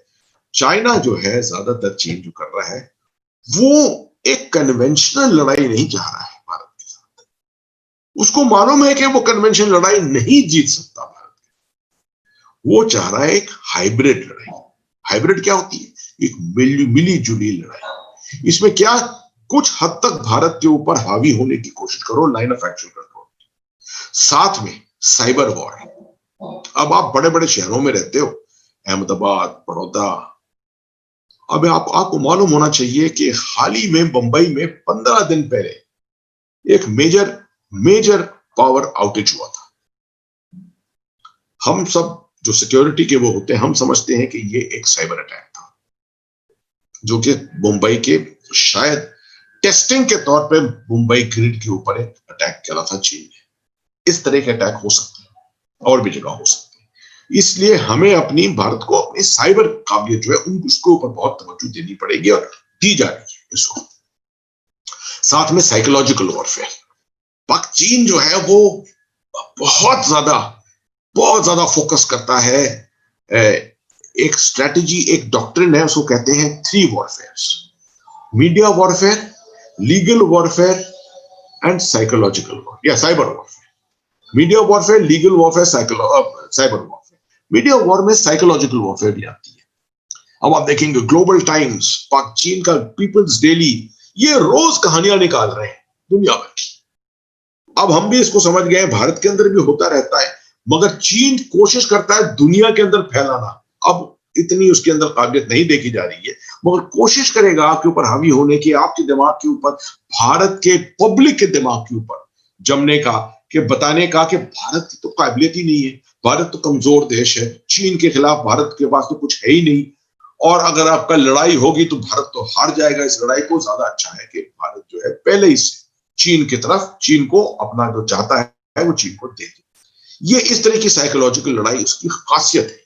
और ये पुरानी कहावत है सुन त्सू की, जो जैसे चाणक्य भारत में, उस तरह से सुन त्सू चीन में कहावत है कि जब लड़ाई लड़ना है तो लड़ाई लड़ो, जीतो, इस तरीके से जीतो कि लड़ाई लड़ना ना पड़े।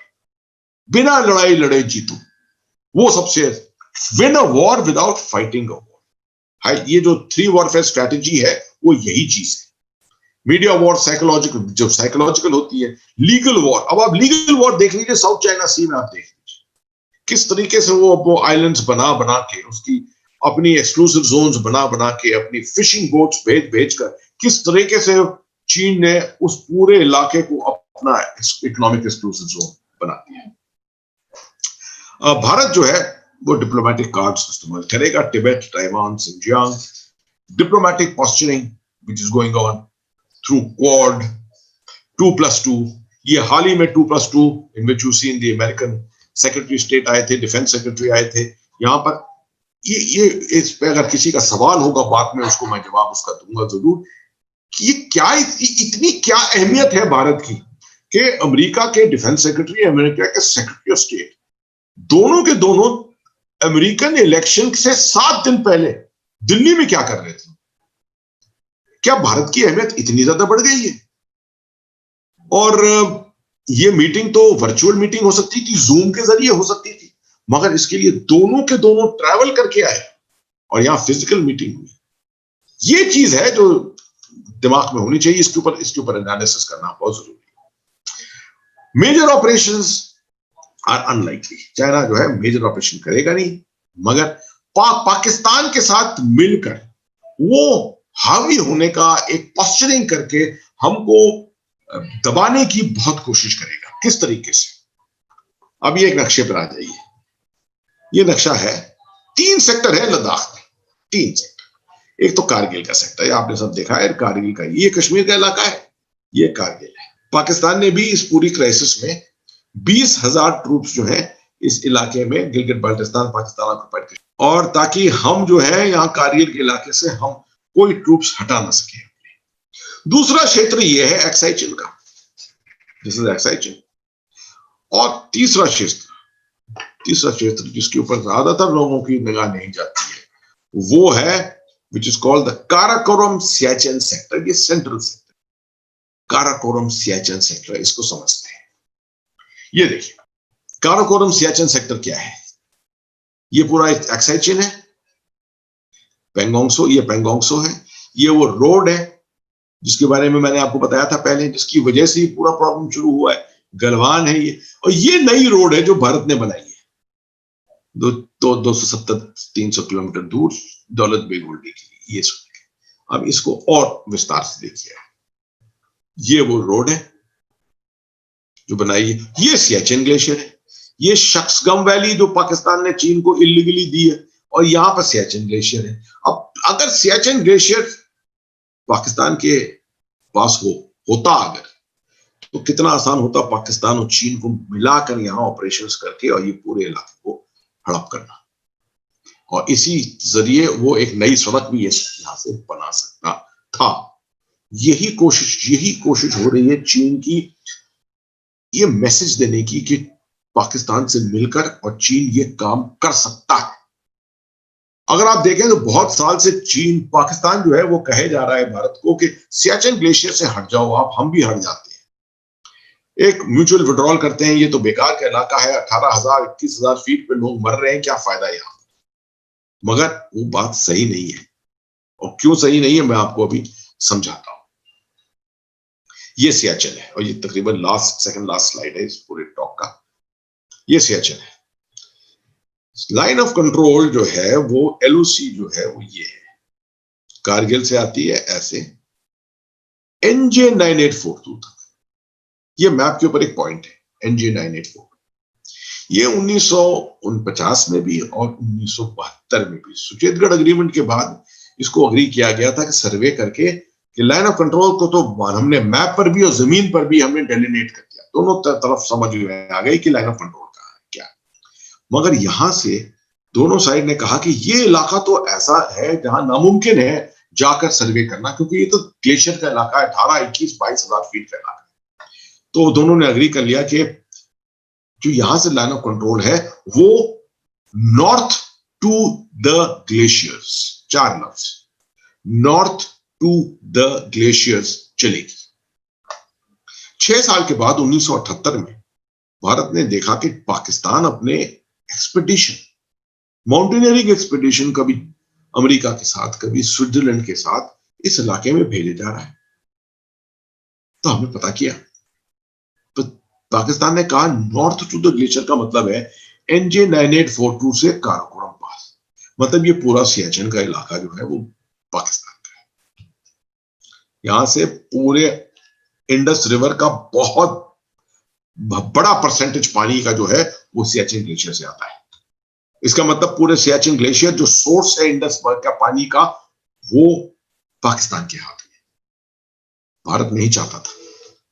भारत ने कहा कि नहीं, हम कहते हैं कि ये जो लाइन ऑफ कंट्रोल है नॉर्थ टू द ग्लेशियर का मतलब है कि साल्टोरो रिज के साथ साथ NJ 9842 से और इंदिरा कौल तक, यहां तक जो लाइन बनती है वो लाइन ऑफ कंट्रोल है। तो पूरा सियाचिन जो है वो हमारा है। इसके ऊपर अनबन 6 साल चली, 78 से 84 तक। 84 में 13 अप्रैल को भारत ने ऑपरेशन किया फोर्ट कुमाऊं, वो यूनिट जो सोमनाथ शर्मा की, जिसमें जो पहला परमवीर चक्र हमने जिसने जीता था, बैटल ऑफ बदगाम शैलाटैंग में 1947 में 4 नवंबर को, वो यूनिट यहां गई, सियाचिन के बिला फॉन्डलांग एरिया के अंदर इसमें लैंड किया, बड़ी मुश्किल के साथ। उस वक्त साधन नहीं थे, तकरीबन 18,000 फीट के ऊपर यहां लैंड करके, और अगले 6 महीने में हमने पूरे ग्लेशियर के ऊपर कब्जा जमा लिया। कोशिश की पाकिस्तान ने, बड़ी कोशिश की है, मेरे कमांड में भी कोशिश की थी पाकिस्तान ने हटाने की, हमको नहीं हटा सके। बाना सिंह ने यहां परमवीर चक्र जीता। अब पाकिस्तान हर वक्त कहता है कि भारत और पाकिस्तान को दोनों को अग्री करना चाहिए कि इसको छोड़ दे, म्यूचुअल विड्रॉल कहते हैं, म्यूचुअल विड्रॉल। तो हम जैसे जो रह चुके हैं ना ग्लेशियर में, हम पाकिस्तानियों से पूछते हैं कि म्यूचुअल का क्या मतलब है। हमारा मतलब तो कहने का म्यूचुअल का है कि सिर्फ एक ही फौज हट सकेगी यहां से, वो भारत की फौज है, क्योंकि हम ही तो है सियाचिन में। पाकिस्तान की फौज तो देख भी नहीं सकती सियाचिन को। ये आमतौर पर भारत के अंदर लोगों को नहीं माना, हमारे पॉलिटिशियंस को नहीं माना, हमारी ब्यूरोक्रेसी को नहीं मालूम, एटलीस्ट मालूम नहीं था, अब तो मालूम है सबको।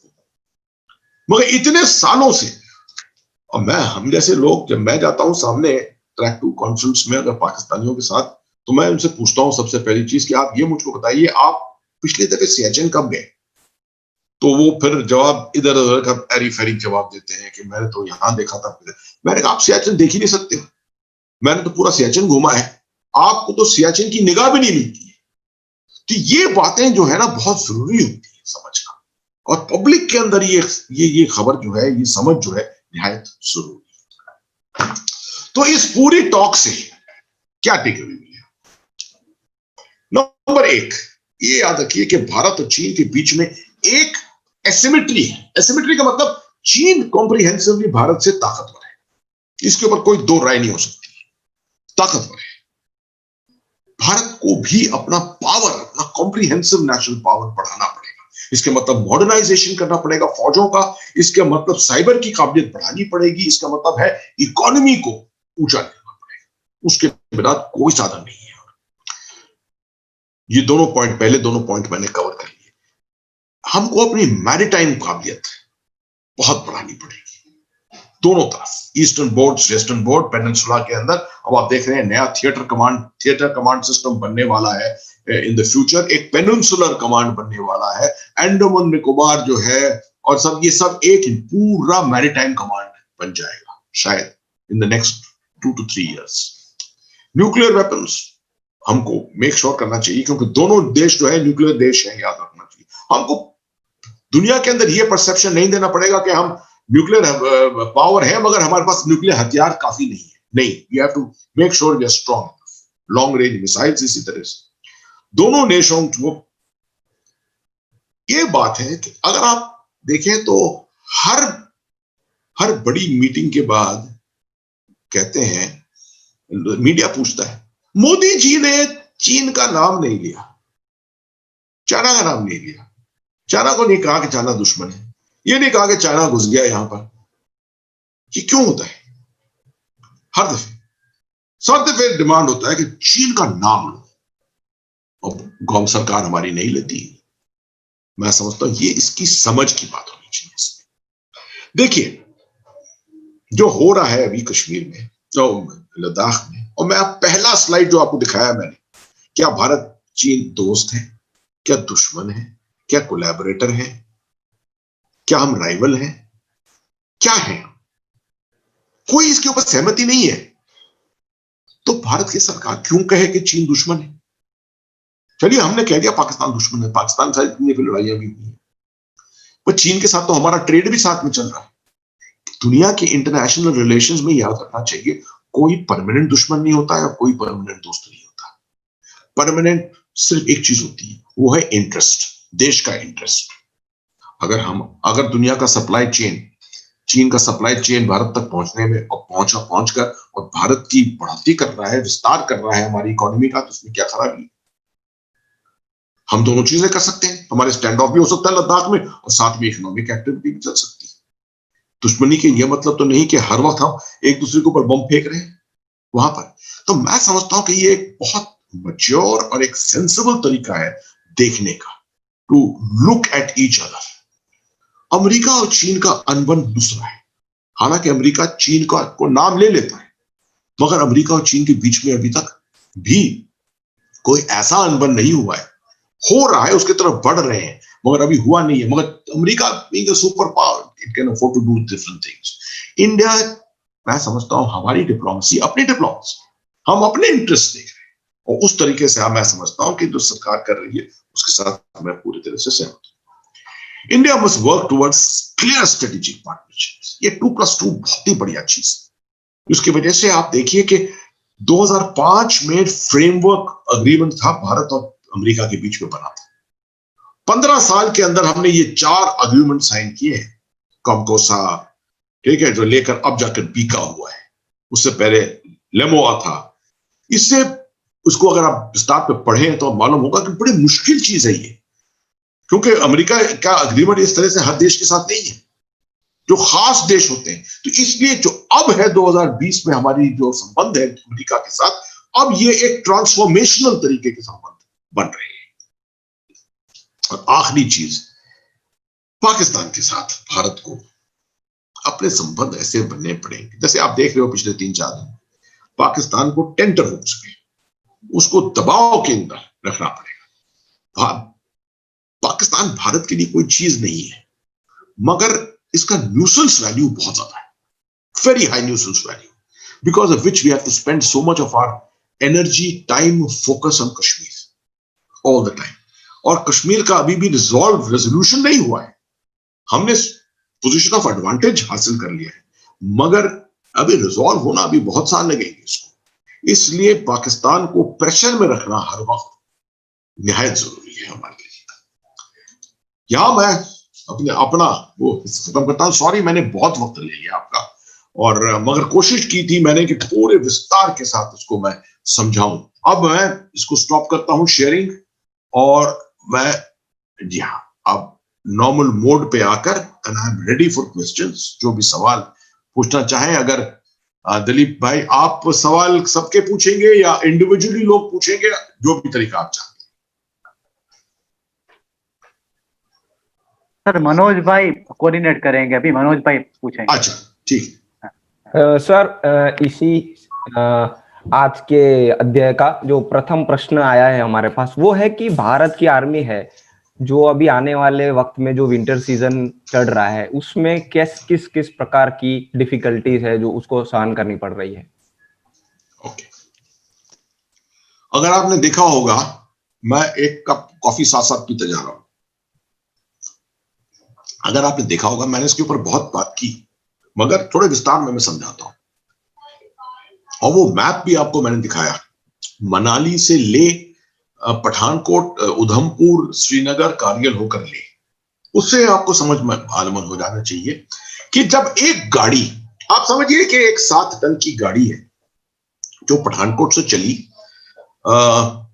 और उसको ले में सामान अपना छोड़ना है। पठानकोट से ले पहुंचना तकरीबन 4 से 5 दिन लगते, और वहां पर सामान छोड़ना, ड्राइवर को रेस्ट करना, लोड करना, अगर कुछ वापस भी आ रहा है सामान तो अगले दिन 4 से 5 दिन, तो 10 दिन।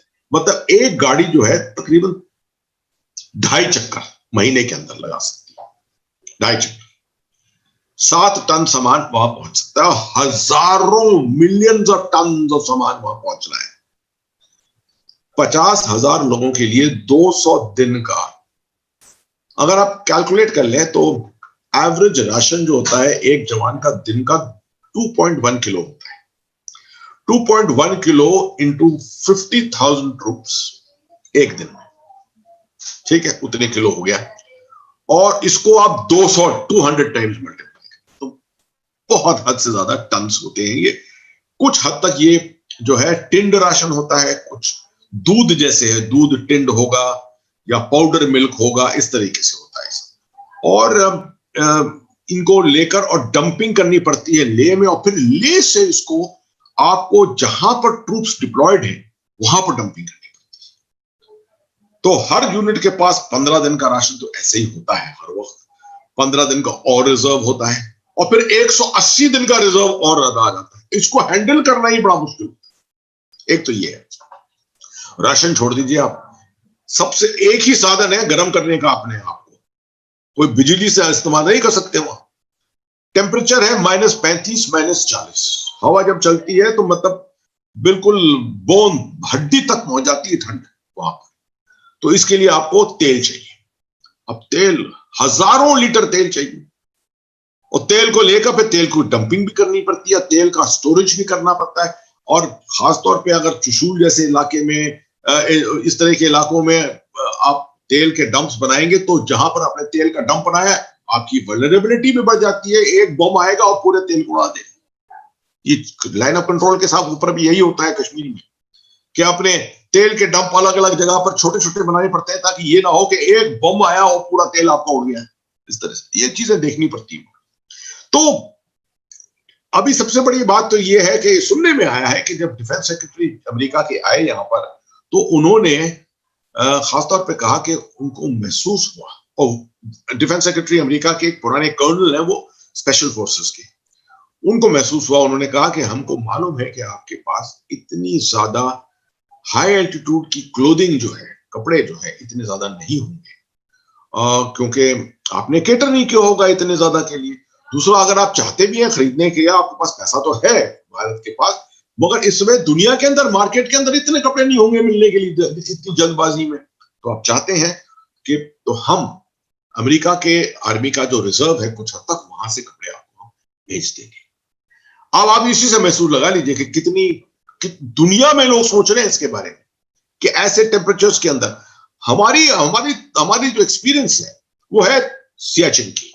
सियाचिन के टेम्परेचर तो कुछ हद से ही ज्यादा है, -50 -55 चले जाते हैं, मगर उसके लिए हमारे पास तैयारी रहे। 1984 से हमारी पूरी तैयारी और उसके मुताबिक सब कुछ है हमारे पास में, मगर एकदम से अगर जहां पर 5000 ट्रूप्स हैं और 50,000 हो गए 10 गुना, तो नेचुरली आपकी लॉजिस्टिक काफी तो बहुत ज्यादा बढ़नी पड़ती है। और लेह में जगह नहीं है, लेकिन द स्पेस नहीं है इतनी। एक एयरफील्ड है, दूसरी एयरफील्ड जो है थॉइस में है, उस पार लद्दाख रेंज के, जो सियाचिन के लिए डील करती है। हेलीकॉप्टर्स की बहुत जरूरत है वहां, तेल, लेह के अंदर तेल चाहिए आपको बहुत, एविएशन फ्यूल बहुत चाहिए, क्योंकि हवाई जहाज लैंड करते हैं वहां पर, हेलीकॉप्टर्स कितना वहां पर तेल खाते हैं इसको चलाने के लिए। तो this is a monumental task. ये टास्क जो है ये आर्मी के लॉजिस्टिक्स वाले जो होते हैं, army service corps, ASC, ordnance, EME, ये लोग जो है मिलकर करते हैं, और इसके स्टाफ ऑफिसर्स होते हैं जो इसके कैलकुलेशंस करते रहते हैं पूरे वक्त ये स्टाफ कैलकुलेशन करता है। और इसका एक चेन होती है, पूरी सप्लाई चेन है। मैं समझता हूं सप्लाई चेन का सोर्स तो शुरू होता है दिल्ली से पीछे, बहुत से हरियाणा, राजस्थान, गुजरात, बहुत उन इलाकों से चेन के सोर्स होते हैं, और वहां से शुरुआत होती है, और ये धीरे धीरे धीरे कलेक्ट होकर समाज ऊपर तक पहुंचता है। ये चेन जो है वो पहुंचाती है। मैं समझता हूं कि इस साल पे खास तौर पे बहुत इसके ऊपर फोकस हुआ है, मगर अभी भी ऑप्टिमाइज नहीं हो पाया है। मैं समझता हूं कि अभी वक्त लगेगा और थोड़ा ऑप्टिमाइज होने का, तकरीबन 2 से 3 हफ्ते हैं इससे पहले कि कड़ी ठंड वहां पर पहुंच जाए। मगर अगले साल अगर लोग कह रहे हैं कि चीन ने भारत के ऊपर हावी होकर भारत के लिए एक नया सियाचिन बना दिया है, मैं इसके साथ सहमत नहीं हूं। इस कहावत के साथ मैं सहमत नहीं हूं। मैं नहीं समझता हूं कि ये फेस ऑफ जो है इतना लंबा चलेगा, मगर डेफिनेटली ट्रूप्स हमको कुछ ज्यादा बढ़ा कर रखने पड़ेंगे। अगर स्टैंड डाउन भी हो गया और दोनों फौजें हट रही हैं, तो हमें लद्दाख में ट्रूप्स बढ़ा के रखने पड़ेंगे, लेह के इलाके में रखने पड़ेंगे, ताकि जरूरत पड़ने पर जल्द से जल्द वो ट्रूप्स वहां पर पहुंच सके, ना कि इस साल की जैसे हालत हुई है कि हमें प्लेन से और अपने ट्रूप्स को वहां पर भेजना पड़ा है। या सर, जो दूसरा प्रश्न है वो है कि भारत की आर्मी का, स्पेशली जो गलवान का जो अभी वाकया हुआ उसके बाद, स्पेशली जो भारत की आर्मी है उसका मोरल कितना मजबूत है, और ऑन दी अदर साइड इसके कॉन्ट्राडिक्टरी बात करें तो चाइना का जो चाइना आर्मी है उसका मोरल कितना डाउन है। देखिए, कभी भी अपने दुश्मन को कमजोर ना समझे, ये मैं हर दफे कहता हूं। और अपनी फौज के अंदर भी मैं अगर मैं कमांडर हूं तो मैं जाकर अगर सैनिक सम्मेलन दरबार में अगर बात कर रहा हूं जवानों से, शुरुआत तो करूंगा कि अपनी काबिलियत, अपनी ताकत के ऊपर पहले पूरा हमको विश्वास होना चाहिए, अपनी ताकत के ऊपर, अपनी ट्रेनिंग के ऊपर, अपने देश के ऊपर, अपनी लीडरशिप के ऊपर पूरा विश्वास, और वो मैं दिलाऊंगा अपने जवानों को अगर मैं उनसे बात कर रहा हूं। उसके बाद मैं दुश्मन की बात करूंगा, और पहले मैं शुरुआत में यही बता दूंगा दुश्मन के बारे में कि कभी भी अपने दुश्मन को कमजोर मत समझो। कि अगर आपने समझा जिस दिन कि दुश्मन कमजोर है, आप इतने अचंभे में पड़ोगे, सरप्राइज हो जाओगे एकदम से। ठीक है, गलवान का ये हुआ कैसे? सबसे पहले देखिए, गलवान में जब ये 5-6 जून को ये पहली मीटिंग हुई थी कोर कमांडर की थिएटर कमांडर के साथ, चाइना के थिएटर कमांडर के साथ, उसमें अग्रीमेंट किया गया था कि ठीक है, ये गलवान का इलाका है, गोजरा फोर्ट का इलाका है, हॉट स्प्रिंग का इलाका, यहां से पीछे हटना चाहिए। पेंगोंग त्सो का कोई उस वक्त कोई अग्रीमेंट नहीं हुआ। अब जब इस तरह का अग्रीमेंट हो जाता है तो हमारी जैसी फौज, जो हम बिलीव करते हैं कि हमने अगर किसी चीज पर साइन कर दिया तो हम उसका अमल करेंगे। चीन ऐसा देश नहीं है। चाइना इज अ कंट्री जो लीगल चीजों के ऊपर जाती है। लीगल वॉरफेयर उनका एक तरीका है। वो आपने देखा इंटरनेशनल कोर्ट ऑफ जस्टिस ने कहा कि ये जो साउथ चाइना सी में चाइना ने आइलैंड बनाया है ये इलीगल है। चाइना ने माना ही नहीं वो बात। उनकी ताकत है उनकी, तो उनका हम मानते ही नहीं इस बात को। तो इसलिए जब ये अग्रीमेंट हुआ, हमने भी ये देखा कि चाइना जो है क्या जो अग्रीमेंट साइन किया है उसके बाद इसको इंप्लीमेंट करेगा कि नहीं। तो जिस काम के लिए कर्नल संतोष बाबू गए थे वो था सिर्फ जिसको कहते हैं वेरिफिकेशन। हर दफे अग्रीमेंट को वेरीफाई करना पड़ता है ग्राउंड पे कि भाई आपने अग्री किया है कि आप यहां से हटकर पीछे जाएंगे, हटे हैं कि नहीं। और उस इलाके में गलवान में जो चीन आर्मी पीएलए थी वहां काफी दिनों से थी, जिनके साथ एक संबंध बन गया था। अब ये मैं आपको बताता हूं, एलओसी पे एलएसी पे हर जगह पे ये संबंध दुश्मन के साथ बन जाता है। मैं बहुत रहा हूं एलओसी पर, मैं जानता हूं कि उस पार कौन है, मेजर साहब ये है, किस घर के हैं, किस जगह के हैं, कितने बच्चे हैं उनके, ये भी हम तक जानते हैं इस तरह की चीजें।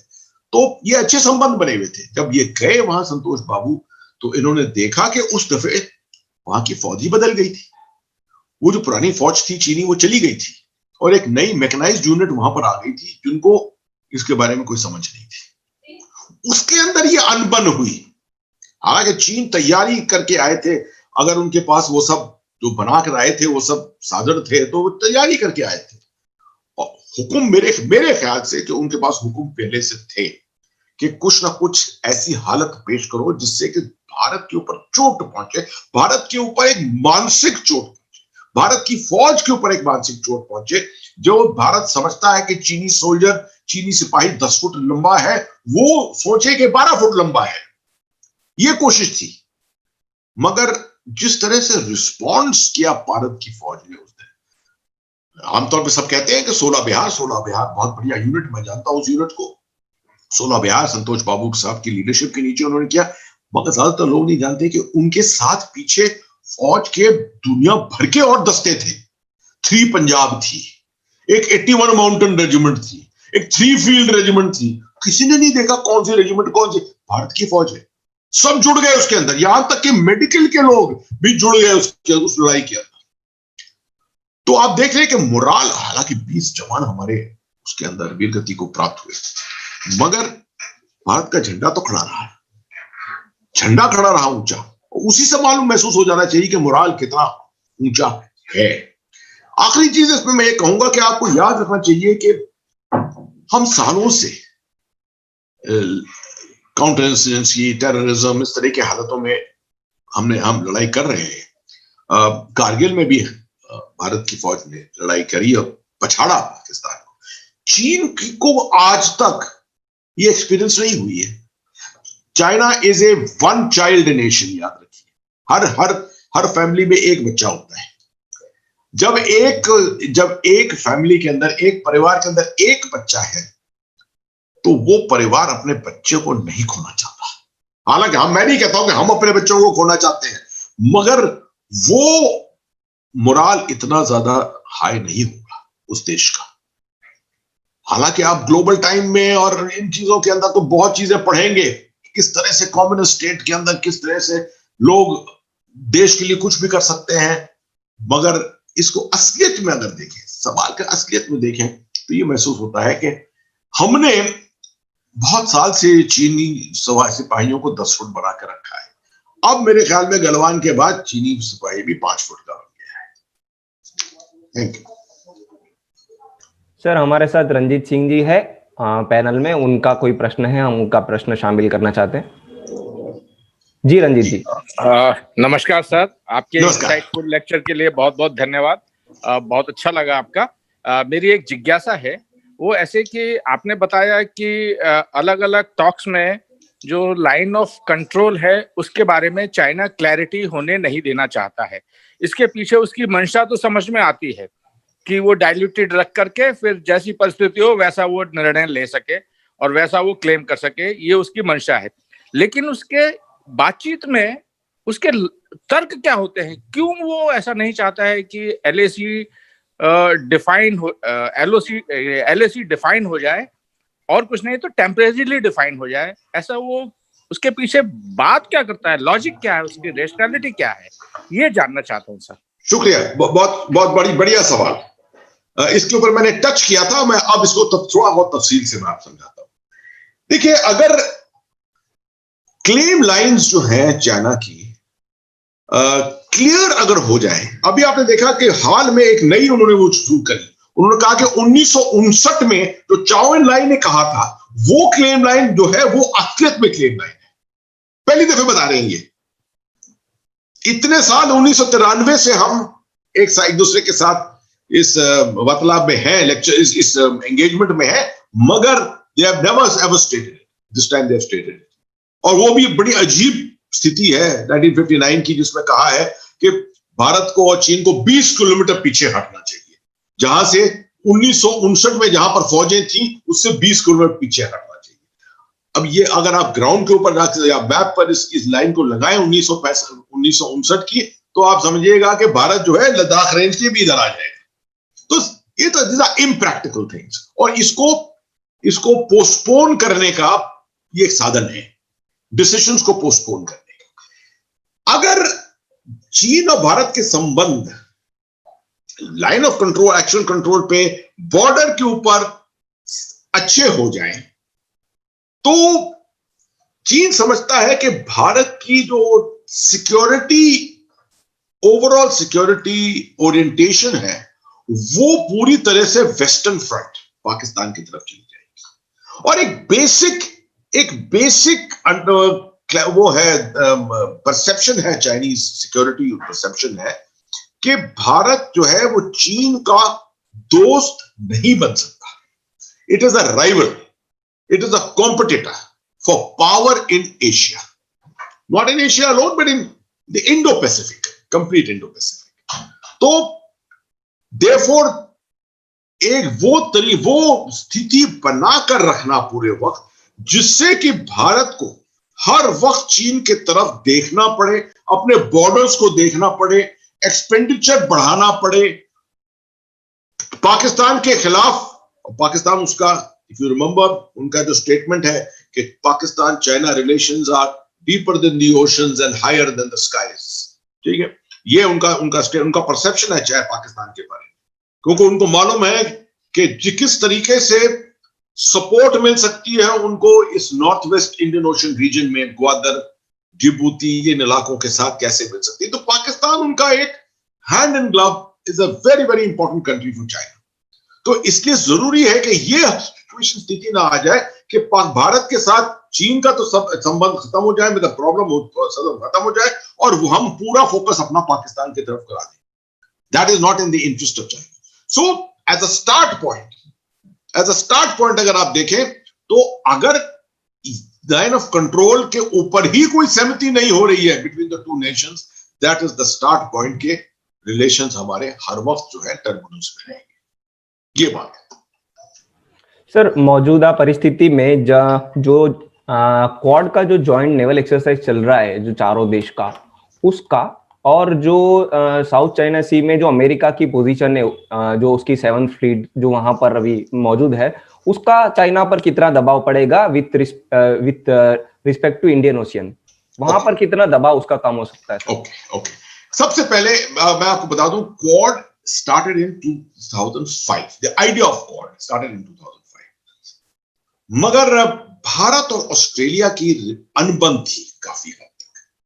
याद रखिए, ऑस्ट्रेलिया और इंडिया के बीच की relationship has not been very strong. 1998 में जब भारत का न्यूक्लियर टेस्ट हुआ था पोखरण में, तो सबसे पहला देश जिसने इसके ऊपर डिसएग्रीमेंट किया था वो था ऑस्ट्रेलिया। और यहां तक कि हमारे स्टूडेंट जो थे, फौज के जो स्टाफ कॉलेज अटेंड कर रहे थे उनके ऑस्ट्रेलिया में, उनको वापस भी भेज दिया था।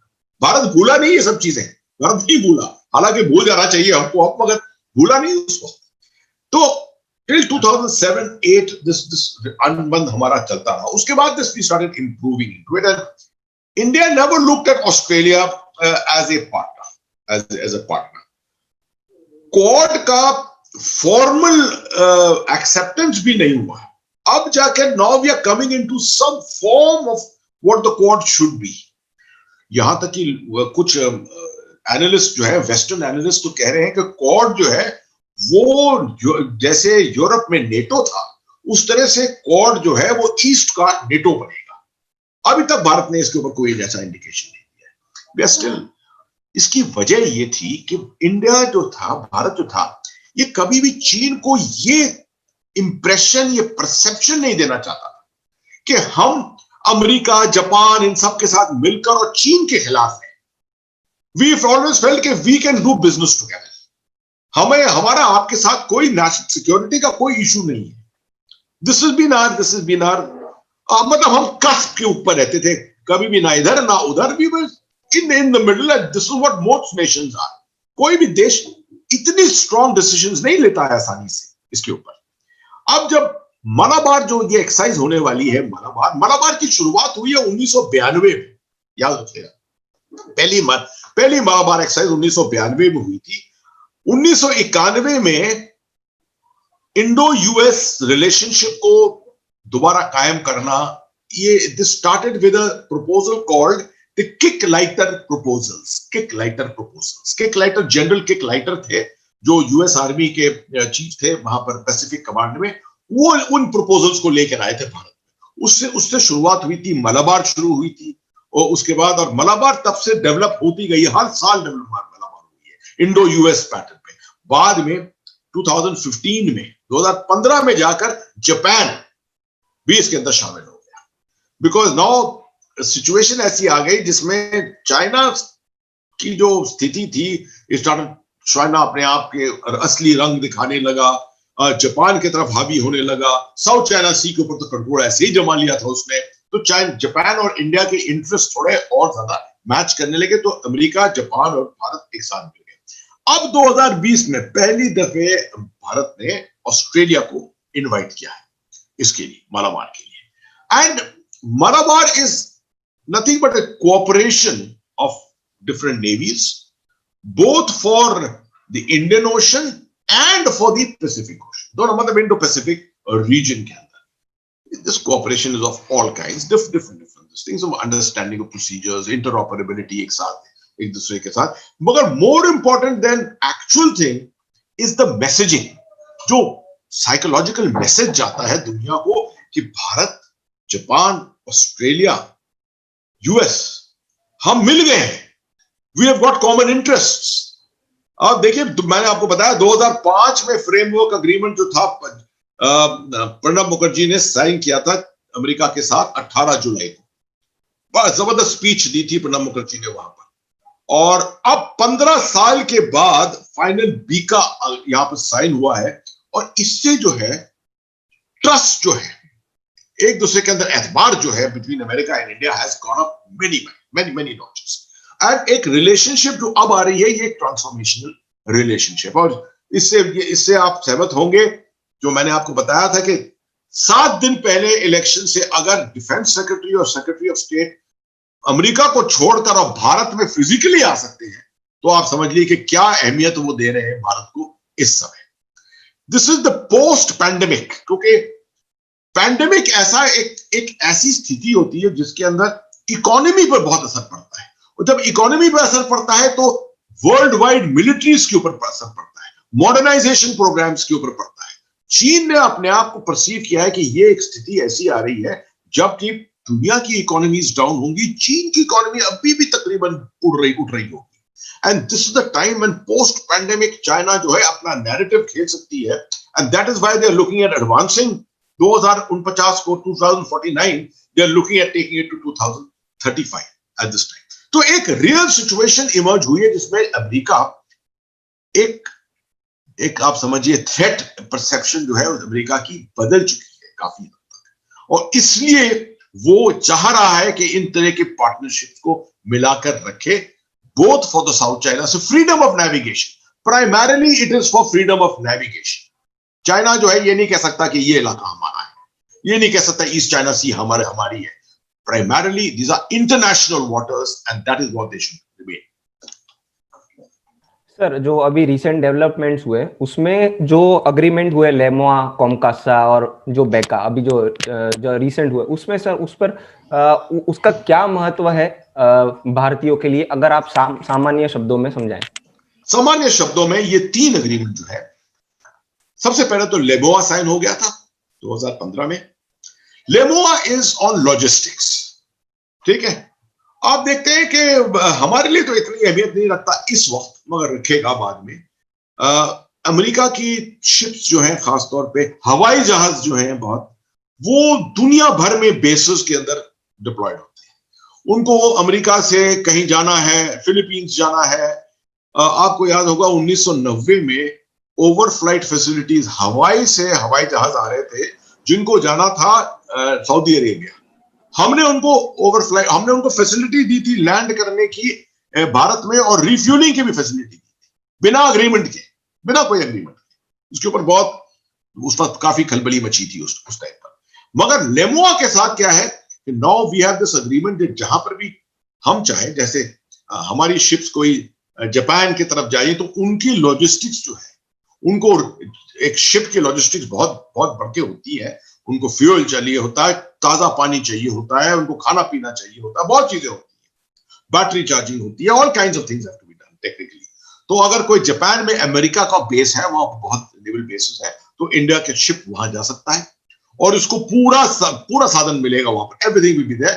एंड इसका रीपेमेंट जो है, it is done through diplomatic channels, ठीक है। इमीडिएटली कोई वो नहीं, आपको बिल रेज करने पड़ते हैं and this you have an exchange of money on this. तो ये तो हो गया LEMOA as far as logistics is concerned. दूसरा है कॉमकासा, ये कम्युनिकेशंस के ऊपर है, क्योंकि एडवांस कोडिंग होती है, बहुत एडवांस कोडिंग। अमेरिका का बड़ा एडवांस इक्विपमेंट है, तो कोडिंग होती है उसकी।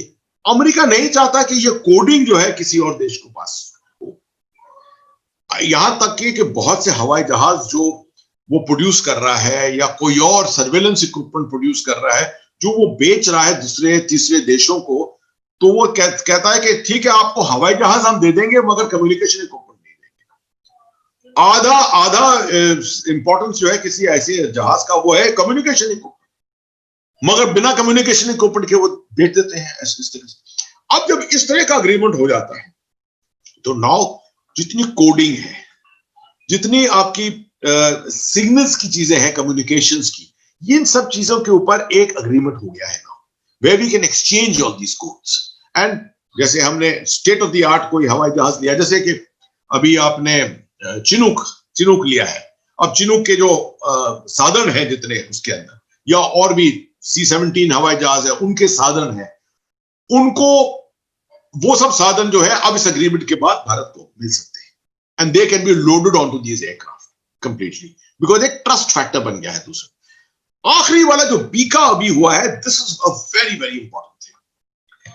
अब आप देखिए, जब हाइट ऑफ गलवान जब चल रहा था, तो हम किस पर डिपेंड कर रहे थे for all the pictures, the satellite pictures which were coming, ज्यादातर ऑस्ट्रेलिया पे कर रहे थे। And it's an expensive thing, and we don't get that kind of resolution जो हमको चाहिए, जिससे कि हम एग्जैक्टली स्पॉट ऑन जाकर देखें कि क्या चीज हो रही है वहां पर, क्या हुआ है, क्या चेंजेस हुए हैं। अब ये जो है primarily this is in the field of you know जो सैटेलाइट्स, स्पेस से जो चीजें होती हैं, उससे जो इंफॉर्मेशन मिलती है, it is primarily based on that, right. Compatibility of equipment, वो इंटेलिजेंस जो अमेरिका को मिल रही है उसकी शेयरिंग करना, this is only done with a few countries with whom you have a major agreement and a major trust factor। तो ये आप देखें सीक्वेंशियली हुआ है, 2015 में लेमोआ, 2018 में कॉमकासा और 2020 में अब ये थर्ड टाइम जो 2+2 मीटिंग हुई है उसमें ये बीका साइन हुआ है। एंड एक्चुअल इसका agreement to go for all this started in 2005। 15 साल लगे हैं आपको इस position of trust between the two nations, इस पोजीशन पर पहुंचने में आपको 15 साल।